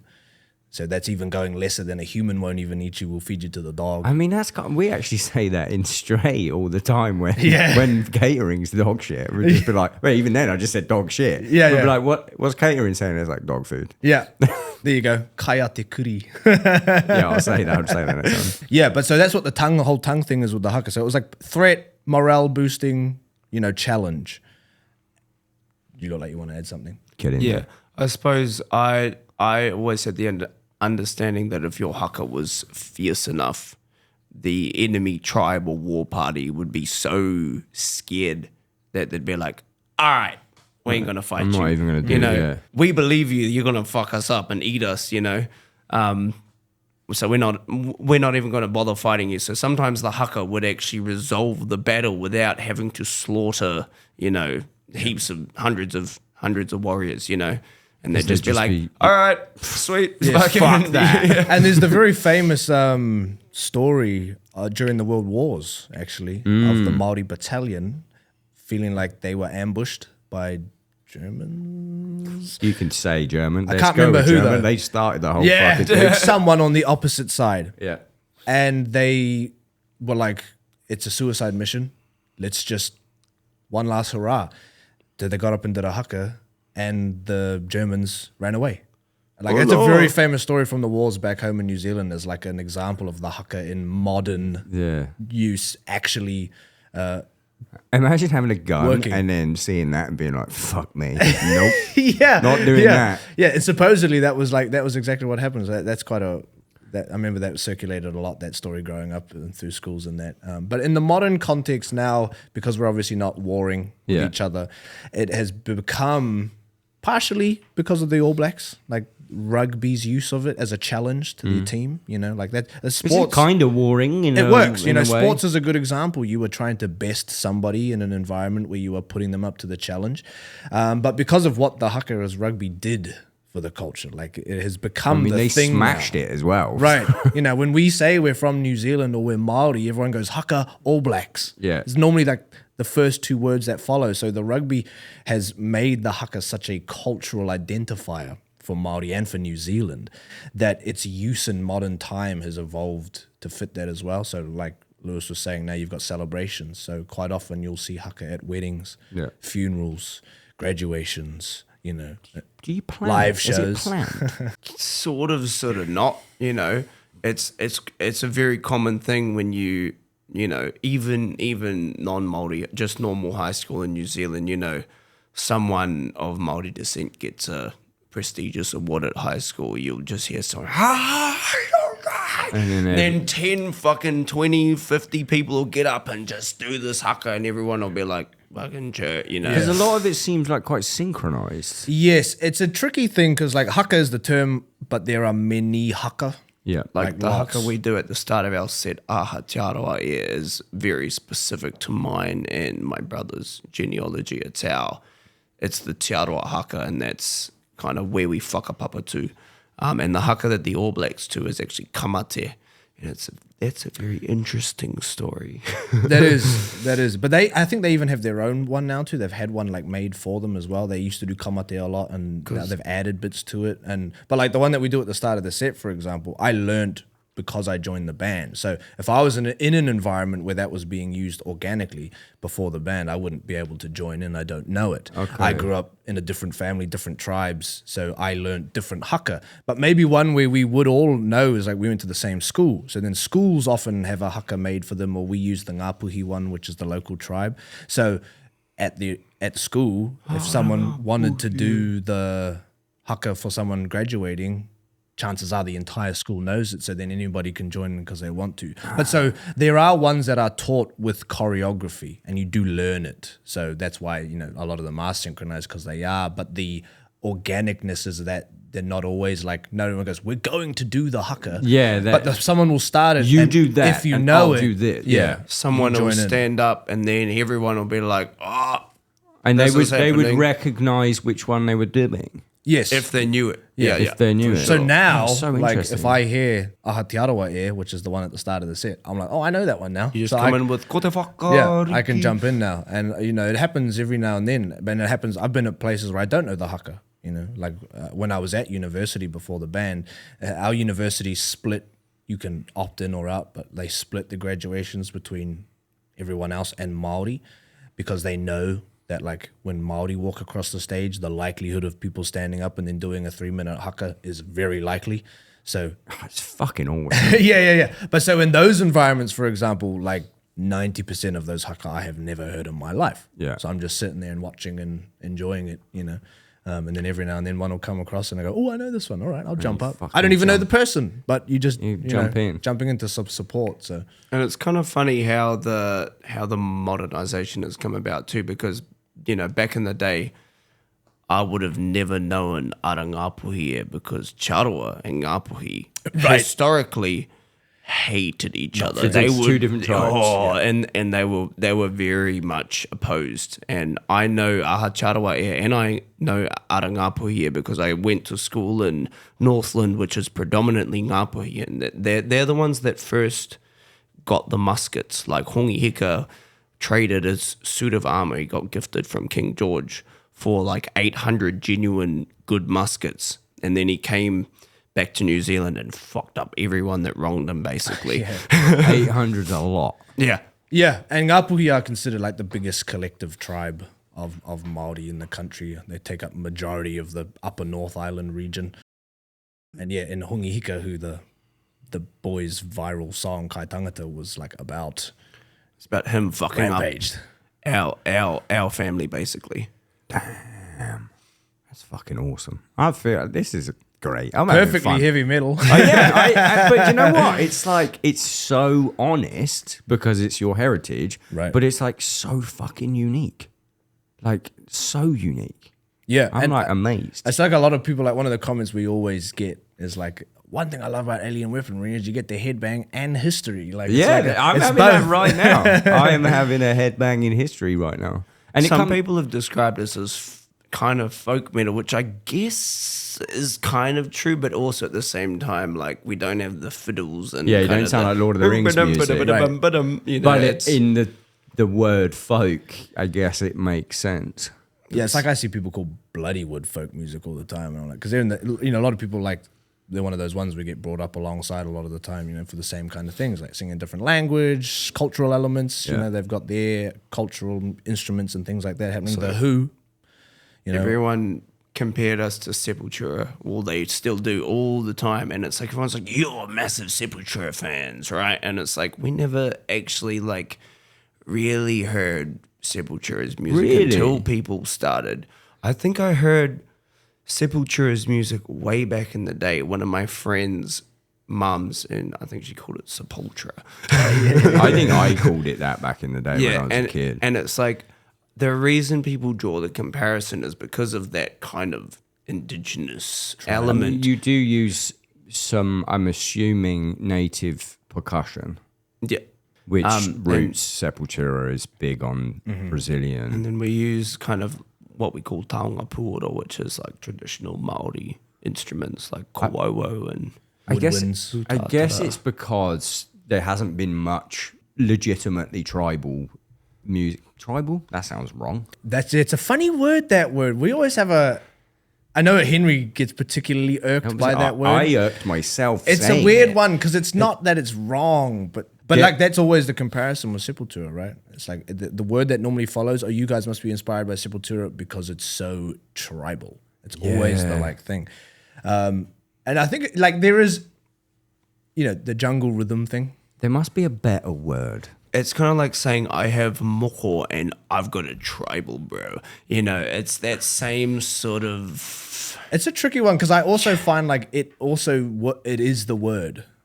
Do you know what I mean? but That's why I have... There were tribes, I guess Tribal, you can, but it's a very just way of describing I think that it. sometimes it feels a little bit not infantilizing, but Dismissive. it makes you seem like lesser. Like when you hear the word tribal, it makes you think like Stone Age backwards. Yeah. It's very vague as well. It is like, vague. There's no like pride in your like being tribal, The Yes. what Pride in tribe your from history, where but from tribal is And just also vague. tribalism in general now is a term for the fucking internet, or people just being, Right. of one thought pattern or the other. Yes.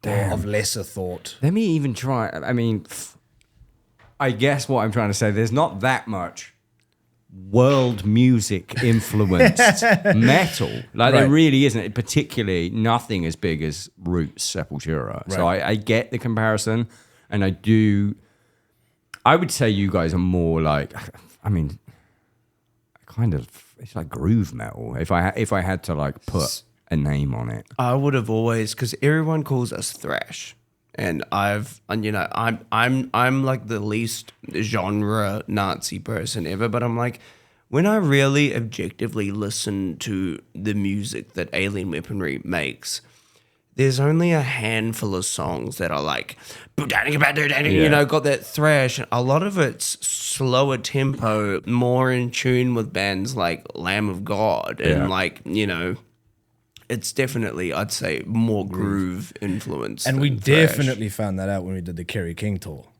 Like Oh, Kerry did people King, hate it? Municipal Waste. Well, not that they hate it, but then everyone's always like, oh yeah, thrash heavy metal, thrash groove, Yeah. But when you're actually playing with two thrash bands, you feel like you are banging bongos. You know what I mean? It's like we felt like we were slow as on that tour. Did it go well though? Oh yeah, it was cool, man. yeah. It was cool. It's not a bad thing always that. For me as a viewer, like I can't do 3 thrash bands in a row. Give me Right. something in the middle, Well, I think a lot of the a time little bit too, tribal. yeah. One of the words actually that I do think better encompasses the response, because normally it's about the response that people get, right? Like when people listen, they feel tribal, Yeah. primal. I always think primal is a better one because it's a little more instinctual. You know, everybody can have a primal instinct, a primal response to something, and that when they hear that type of rhythm and things like the haka, there's like that collective sound that the haka gives, where people feel like, oh, I feel like I should join in with this. They don't even know why. They're just going, you know, in the crowd. That it's a primal response, and Primal's the term. We're going with primal groove metal. You know, and it's cool, man, because like I was saying, you got Bloody Wood, you got The Who, you know, you got a bunch of like Scandinavian bands that aren't singing in English. I never remember their name. I think you guys went and saw them, or Henry went and watched them at Power Station. The lady's got like the big antlers and stuff. Hailung. I went and saw them live, actually. Unreal. Yep. I went and saw them with my there's mates. a great band from New Zealand, actually. We toured with them a lot, Shepherd's Rain. If anyone Samoan. likes alien weaponry for Māori, Shepherd's Rain is Samoan. Same premise. Oh, you know? They're one of the people that actually put me onto quad, because they've been on quad for a while now. Their style of metal is a little different. It's a little more like power metal-y in Samoan. I mean, what were they called? Shepherds? Shepherd's Rain. That's a power metal name if ever. But rain is in rain, like the reign of the king is. Of a king. Yeah, no, I more got than Yeah, a great band, but you know, there's so much more of it now out there. Metal that is, you know, everyone always uses Rammstein as the like non-English band, you know, but you're still speaking a very popular language, you know. So it's one thing to garner popularity in a language that 800,000 Maori. How many of 100,000 people speak Maori? Is that the demographic? Don't quote me on that. Are you fluent in it? Nope. That was one of the things I was wouldn't ask. consider myself fluent. No. So what does writing lyrics look like? Yeah, well, That's a very collaborative process, effort. and also takes, you know, you can write lyrics or write the concept of a song and then send it to someone who, you know, I guess Māori is a very family-based kaupapa, meaning what does kaupapa translate to? See, Māori coal. Yeah. So, like, you know, between the three of us, we're, I guess, fluent. But then, even then, we'll send it off to. We used my uncle on this recent album, and he'll be like, "Oh, I'd swap that word out for this word that makes more sense. I wouldn't say it like that. I'd say it like this. Blah blah blah blah blah. You know, just so that you're absolutely." You want kind of a proof checker, so to speak. You know what I mean? I mean, like, not drawing a comparison, but a parallel. Like, obviously, Stray, we write a hell of a lot about essentially other people's problems. Right. So we write lyrics, and then we would send that to someone we know with their lived experience. Right. And be like, does that make sense? And sometimes they come back and be like, this is some white people shit. And then and then we're like, okay, so like, you know, help us out on this. Because it's so much better to get it from someone who, you know, lived that experience. Yes. And luckily for us too, like contextually, the lyrics and their intent we never have any issues with, because, you know, like, we live and breathe it. Yeah. But then it's just grammar policing, you know. But when you're singing that to a crowd, even though you know 99.9% of those people have no idea what, you could sing whatever bloody words you want. You want like to know, you know. And like, your sometimes auntie who's a stickler will see it and go, you can't be doing that. You want to respect the lineage as you well. know, not to everybody, but for our people, language is also sacred. You know, language is tapu. So I'll give you a great example. So we have, like, obviously our biggest music video is Kai Tangata. It's got millions of views on the internet, and there's a kind of a screen grab from that video that we have as one of our merch designs, which is like the chief, like, pulling a pukana with a taiaha. And of course, AliExpress loves to rip stuff. Oh, classic. And what they did was they ripped that image and they put it on a coffee mug. So they took something that was very tapu, which is this dude's head and face. Tapu being sacred. Sacred, and they put it on something very noa, as in, you know, you're consuming food, basically. You made it an insult. Yeah. And so AliExpress went and, you know, there's some wicked, there's like our album cover stretched across like a steering wheel cover. Wow. There's some wicked ones out there, but basically they put this image on a coffee cup, and we got a very, very, I wouldn't even say angry, but a very stressed email from one of our elderly relatives saying, "You can't be doing that." And we're kind of trying to explain to it, this is not us. This is someone stealing our design and selling it on AliExpress. But what they did was they took something sacred and put it on something that's, consuming food. What was the word for not? Noa. Noa. Yeah. And it was kind of that weird thing where we're like, oh, fuck, like, you can't. Technology. You can't. There's not much you can do about AliExpress. That's always going to be there. So but, interesting. But it's that thing where we're like, oh shit, like we would have never put it on a coffee cup because we have that knowledge of. Yeah. But I wouldn't have had that knowledge. Right. Yeah, but then of course they're like, oh, people buy that shirt. Let's put it on everything. Let's put it on this. Let's put it on that. And then you put it on a food item that's hugely disrespectful in Māori culture, and we kind of.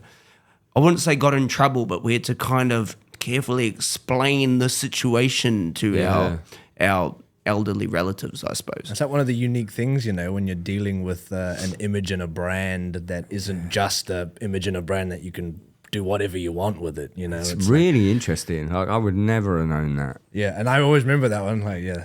It's also really cool. Like, I don't know, like everyone being insulted and offended by the same shit these days. It's like kind of cool to be like, right, that thing was the most insulting thing you could do, and to like, Western person, right? Like, if you'd have not told me the context behind it, I'd have been like, it's a face on a coffee cup, right?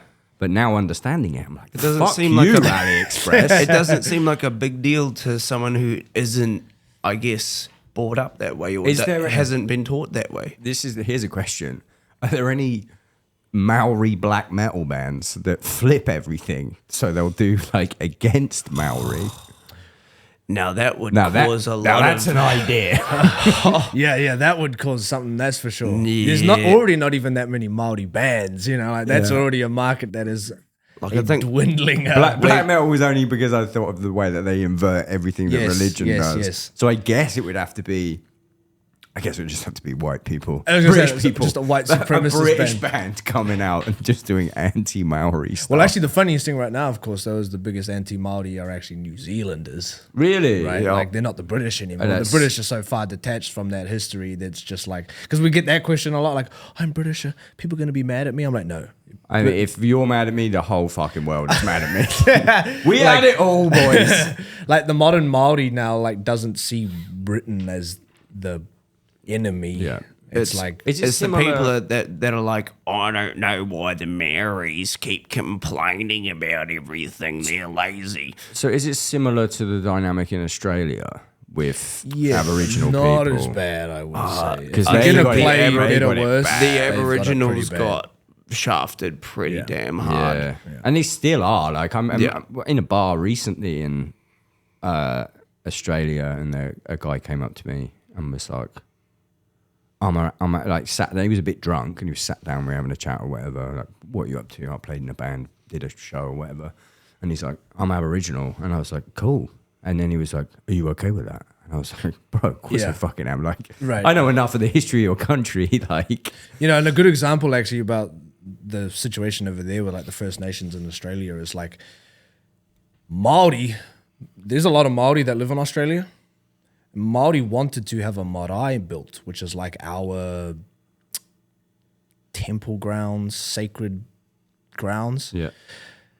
And it caused a huge uproar because like First Nations Australia can't even have their land, and we are like asking for permission to use the land to build our stuff. And a lot of Māori back home in New Zealand thought it was just the most outrageously disrespectful thing ever. But it's like, that's how more fortunate we are that we can even pitch that idea to them in their own country, because the Australian system is just so. And I assume it had to be pitched to the white man. Probably.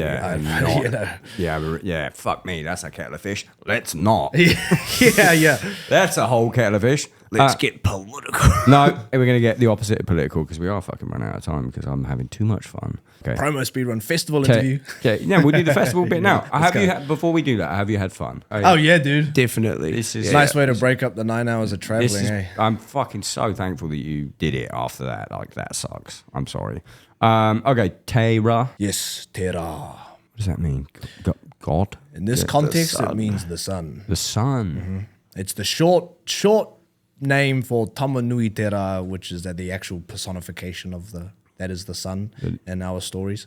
And that was just too long for the front cover. It's kind of there's a few very kind of famous, almost folklore stories that as Māori you kind of know growing up, and the story of Maui and the sun. Like, I mean, it's literally in the Disney. It is. Moana. The line where he's like, I'm the guy who slowed down the sun. That's... Do you know this line? I haven't seen it. Yes, he also talks about how he killed Neil and sprouted coconut trees Yes. in that. And fish the islands up out of the ocean. Yeah, so Yeah. that's the story of him fishing up the North Island of New Zealand out of the ocean. Well, Maui fished up all the Pacific Islands. Yeah. He's a Pacific Polynesian demigod, not unique to us. He was kind of like a Polynesian Hercules, completed a bunch of feats that explain the world around us. And one of them was slowing down the sun to give us the day. I guess the very just glossed over version is the sun was racing across the sky super fast. Everyone was like, "Oh shit, I don't even have Do all time this to shit in the day." Yeah, and then it's already nighttime, and then Maui was like, "Enough!" And so he went to the pit that the sun rose out of with his brothers, and basically they chucked this big net or ropes. There's a few variations of the story, but basically held the sun down, and he was like, "You need to slow down," and He just beat whacked the shit out of it. Beat the shit out of the Just sun. beat the shit out of the Slow sun. down. The sun was like, "Okay, I'll slow down. I'll give you a proper day." I'll give you a proper day. Yeah, You yeah. have some more hours. How did the Randy Blythe thing come about? Oh, yeah. Yeah, that's a funny one. So, I'm like Oh, I can hear it, bro. super fan of Lamb. Yeah. I would and never approach Randy about anything because I'm too fucking scared to. yeah, Randy had come across my videos. The TikTok ones. The TikTok ones, but like on Instagram because they cross post. But like it was those videos, not Yeah. music ones, and it was of a book that I had recommended as an introduction to Māori customary practice. Recommend the book. Tikanga, Tikanga, by Keri Opai, who's actually one of my relatives, and it's a really really awesome book. Like it's like takes all this really complex stuff, kind of like what we've been talking about tonight, and compresses it into like a really perfect introductory for like anybody in the world could get a grasp of a much deeper understanding than most people already have. Randy bought it. I wake up one day, I see this message in my Instagram going, "Hey man, 1, I like you guys' band. Number 2, I bought this book and I really like it." I was like, "Cool, nice to meet you." Nice to meet you, Randy Blythe from the Right. Love of God. Now, me, admittedly, I was never a huge metalhead. So I didn't really... I knew these guys loved them. Yeah. Right, especially Lewis. So for me, it was just kind of, oh, cool, Randy, But that was about it. And then fast forward months later, and we had been getting a film, like a documentary filmed about the band. Well, they'd been editing it for years, but and it was continued until since I had joined. And the director managed to get Randy on the interview to talk about the band. So then that was like another thing where I was like, oh, he really knows the band. Like if you ever get to see that documentary out there, like Is it out yet or is it still being made? it's done and it's been out for a few years now, but only Australia and New Zealand, like geo-locked. So Really? Yeah. That Is it? sucks. it is. I'm pretty sure. So like, unless you're gonna hit the old VPN trick, it's basically unwatchable for anyone outside. Because of I our bought country. it for $25 Yeah. on Google Movies. So that's its current issue. Is there's What's it no called? international license. It's called Alien Weaponry. Kua Tupu Te Ara. Yeah. Is Alien Weaponry Kua Tupu Te Ara. Nice. And it's a cool doco, but Randy's in it quite a lot. And so when I'd seen that, I was like, oh man, not only has he just seen my video one day, but he knows enough about the band to talk about us on a documentary. So then fast forward again, we're writing the demos for the new album. And there was a song, originally it was a song called Hanging by a Thread, which is on the album. Mm-hmm. I had been sitting in my car just listening to the demos and I went, man, this song would sound really good with something on it. Or maybe it's another vocal, you know? Like, I was like, oh, I don't know who to ask. And we'd done tours with Employed to Serve, with the Gojira run. And I thought Justine maybe, and I even thought Brian from Knock Loose. But both of them were quite high screams. And I was like, it's not quite the right thing. And then all of a sudden I was like, oh my God, Randall. Randall. You know? I was like, I have the contact. He broke the ice. He'd already messaged me, you know? And then I know that he knows the band enough that he might even consider it. So I just sent him a message on Instagram and I was like, hey man, we got the song. What would you think? He was like, yeah, sure, send it through and blah, blah, blah. And then, you know, band schedules happen and like months go by. And then we find out we're working with Josh Wilbur, who, for anyone who doesn't know, has produced like every Lamb of God record. So he's very familiar with Randy. And he produced this record. He produced our record, yeah. It was our first time working with him, which was awesome. So we hit the studio, we tell him, oh, hey man, we got Randy on a song. And Josh at first thought we were asking. He's like, oh, I can't ask for you. I was like, no, bro. We already got it. He was like, oh, really? Yeah, we just need you to do it, you know, like figure out how to record it. And then through the process, though, we told him the song Hanging by a Thread, and he goes, ooh. I think it was one of the members was like, they've got a song called Hanging by a Thread. Like the main hook is Hanging by a Thread. Oh, yeah. Which is the first song off of their last album. Yep. I think. And so it was like, either change the lyric or change the song. And I was like, I don't, I was too stubborn on the lyric. I was like, I don't know how. Good for you. I don't know. You got that vibe about you. Yeah. He's got that Yeah, quiet, because- but like, don't fuck with my fucking vision. Pretty much, yeah. So we changed the song. And it became Taniwha, which Randy loved. because he Arguably was kind of worked out better cooler. as well. Yeah. Like, it was one at the time because Taniwha originally was all Māori. So like in our heads, we weren't, Yeah. you know, like it was like, don't even consider it. But then when the idea of Randy came up, we were like, well, we could do an English verse ourselves. You know, we do have bilingual songs. So it was like first verse English, second verse Māori, third verse Randy. In his own language. Right. Yeah. In Randy language. And Randy then was very keen because he loved the whole Maori side of things, you know, and he was like, he's always a big proponent for Native American stuff. And so he was always like, oh, I'm so in. So Josh flew to Randy's house after we'd all wrapped up and did the thing, and the rest is history, you know. It fucking rips. Dude. It fucking rips. Like Lewis said, it ended up better. I mean, we had an idea that it would sound nice on Hanging by a Thread. Like Lewis did his best Randy impression for the demo, you know. Yeah. But then when we got what Josh had got out of Randy for Taniwha, we were like, oh man, even better. Because the Taniwha also could get Randy's famous cleans, like the speaking. Yeah. So we got him both speaking. You got the his Randy little thing, gravelly fucking... and then the full-blown Randy growling, you know. So it ended up super sweet. And then we got to get him on for the video, which he filmed in his hotel room while he was on his book tour, like a G. Dude, he went out and like got a suit, got some makeup, and did his whole. He had like all these ideas for his bit, and then he just filmed it and then sent it to us. He filmed it on his phone. Yeah, well, he actually had like a little camera thing that he must Randy's carry around with him. Mean photographer. Because he's so like a he's, photo- Oh, he's yeah, of got course. Because some I'm thinking in sick- my head, I'm like, it didn't look like a fucking phone, but he's a photographer. Yes, isn't he? but got also some we nice dressed it cameras. up a little bit with the effects of the Yeah. for the video's sake. We were supposed to have him on stage for the Charlotte show that we just played, but then he went out with not Lamb of God. I actually don't even know who, but he's out. He went out with somebody. I think I saw that. Yeah. So he was like, "Oh no, I can't make it anymore." And I was like, "We'll just get there like- one yeah, day. you'll We'll get have it the one one day." live performance because we play that song live, but he just comes out of the PA like a sample." He's on the side quests. Yeah, he's on constantly. the side quest. It seems real fucking cool. Super nice. Have you met him in person, or has it all just been? Yeah, I've met him a few times in person.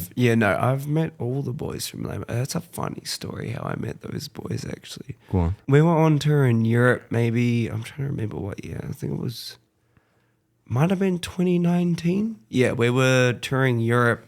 We're doing like headliners, festivals, and we had like a intense drive, and then we're driving into Resurrection Fest That in is a Spain. fucking intense drive. Fucking, I do love that festival. Oh, it's great. Yeah, but it was funny. We like pulled up. We were doing it real budget style. We had like a caravan, and like surrounded by these towering 2-story fucking blacked out tour buses. And I was tired. I was a bit hungover. I like opened the door to my caravan, and then was like, okay, I guess I'll find my way into catering, try and get a snack, coffee, stepped off the steps, checked my reflection in the one of the one-way mirrors of one of the tour buses. Yeah. I've done that many times. Sweet, walked into the catering area, went and got my coffee, was sitting like on the chair, like right in the entrance corridor to the catering, basically like sunglasses on, drinking coffee. And then I see my favorite band of all time walk in, and I see Willie Adler, their guitarist, coming in, and he locks eyes with me, and he's like, dude, and he points at me and he starts beelining it towards me, and I'm like, dude, what the fuck? Like freaking out. And he's awesome. like, dude, I was brushing my teeth, bro. I was fucking brushing my teeth, and you're checking yourself out, dude. You're staring at me, and you had no fucking idea, bro. And I was like, oh, like just dying internally, but also like this great excuse to like connect on like a human to human level with like my favorite band of all time without being like, hey bro, I'm like a really big fan. Yeah. He came up to you. And Randy came up to you. You guys got it fucking made. Dude, and it was like, see, I have met so many people that I completely look up to and like idolize, but I haven't got a single fucking photo with any of them. I'm just not that guy. I don't bother people for photos. I don't approach people that, I look up to. I'm just like, nah, like I just have a mental block about it. And it was like this weird fucking thing in the universe where I was like, how the fuck did I step off and stare at my, like someone that I've idolized my whole life, and that he found it funny enough that he came and started that conversation with me. And then we ended up hanging out with them, and like we were like, I was in their green room later that night, like doing shots with their new drummer, and like Randy came and was like, man, y'all are getting crazy in here, man. I was like, dude, it was just this surreal fucking moment for me. It's really cute the way that you talk about it, because you do have to remember you are contemporaries now. Like, I mean, it is like, obviously it's your favorite band of all time, but like you're at the festival playing shows too. You're a cool guy. Yeah. But it's that kind of realization of like, holy fuck, I'm in this environment where I can, I'm not just at a meet and greet. I'm not like fighting for their attention. Like, it's like we're looking at each other at the same fucking level. And it was one of those experiences. I was like, how the fuck did I get here? And I get that all the time, but it was probably like one of the most intense moments in my life. I was like, how the fuck did I get here? Like I used to say, oh, what if so-and-so came through the door? And my parents would be like, yeah, and now it's like so-and-so came through the door and fucking talk to me. Talk to me. It's something, that they don't really like tell you about. Like if you if fortunate enough to get into this position, like when you're playing things like festivals, you're like, oh my God, it's so-and-so, blah, blah, blah. And then you play your show, and then you're sitting in your green room, and before you know it, Kerry King is knocking on your door going, oh, hey boys, we really like your show. We want to get you on the tour. Which is how that happens? You like my show? Yeah. You like my show? Oh, Kerry King coming in and saying he heard us on Sirius XM, and he was like, yeah, I want those boys on the road with me. We had Bill from Mastodon, the Portuguese festivals. Like he crazy. Just rolls into the green room, and we're like, oh, it's like ancestry, and you're like, thanks. It's like an interesting thing that, like, when like you say, oh yeah, for us, like they're there, but you are on the bill. Yeah, you're and contemporaries. it's something they don't really think, like, prepare you for. And you'll do that to another band. Right. You will do that to another band. Like, And hey, they'll be man, like, oh my God. Like, oh my God, it's You never like I'm 38. You never fucking get used to it though. I'm always at a festival and someone like it happened to me at Grass Pop. Mike Portnoy from Dream Theater like DM'd me and was like, "Hey, I saw her on the same festival. You want to hang out?" And I was like, door. Where am I? This is great. And he I'll was give like, you one of my kidneys, bro. yeah, came to the green room and hang out, and I was like, this is fucking crazy. And then he's like, you want to get a photo? And he posted it on his story. I was like, what universe is this? It's fucking flipped. Yeah, it's really out of it. That's a pretty good fucking place to leave it. Yeah. Next year, you got a tour with Anthrax. Yes. Yep. And the other half of the Avatar tour, Of which is Europe. Nice. Yeah. You got two. Is that your 2 tours that you got booked? You got anything else? Yeah, currently. They also announced us on Alcatraz. But We're not entirely sure what Alcatraz? the deal is. What? The Belgian festival? Belgian there? festival. I was going to say, what, on the fucking prison? yeah. We're going to That would be Alcatraz. cool. It's about the tattoos. I've Yeah, been yeah. profiled. But that's August, September. Like it's way in the back end. So like our most immediate is Avatar round 2 throughout Europe, and then Anthrax in Australia. Which will Anthrax be- in Australia. That's that'd be Australia, fucking which is sick. directly after the Avatar run. Shortish flight as well for you. Yes. It breaks up that hectic New Zealand to Europe, 36-hour ordeal, which is There's no brutal. good way to do it. No good way to do it.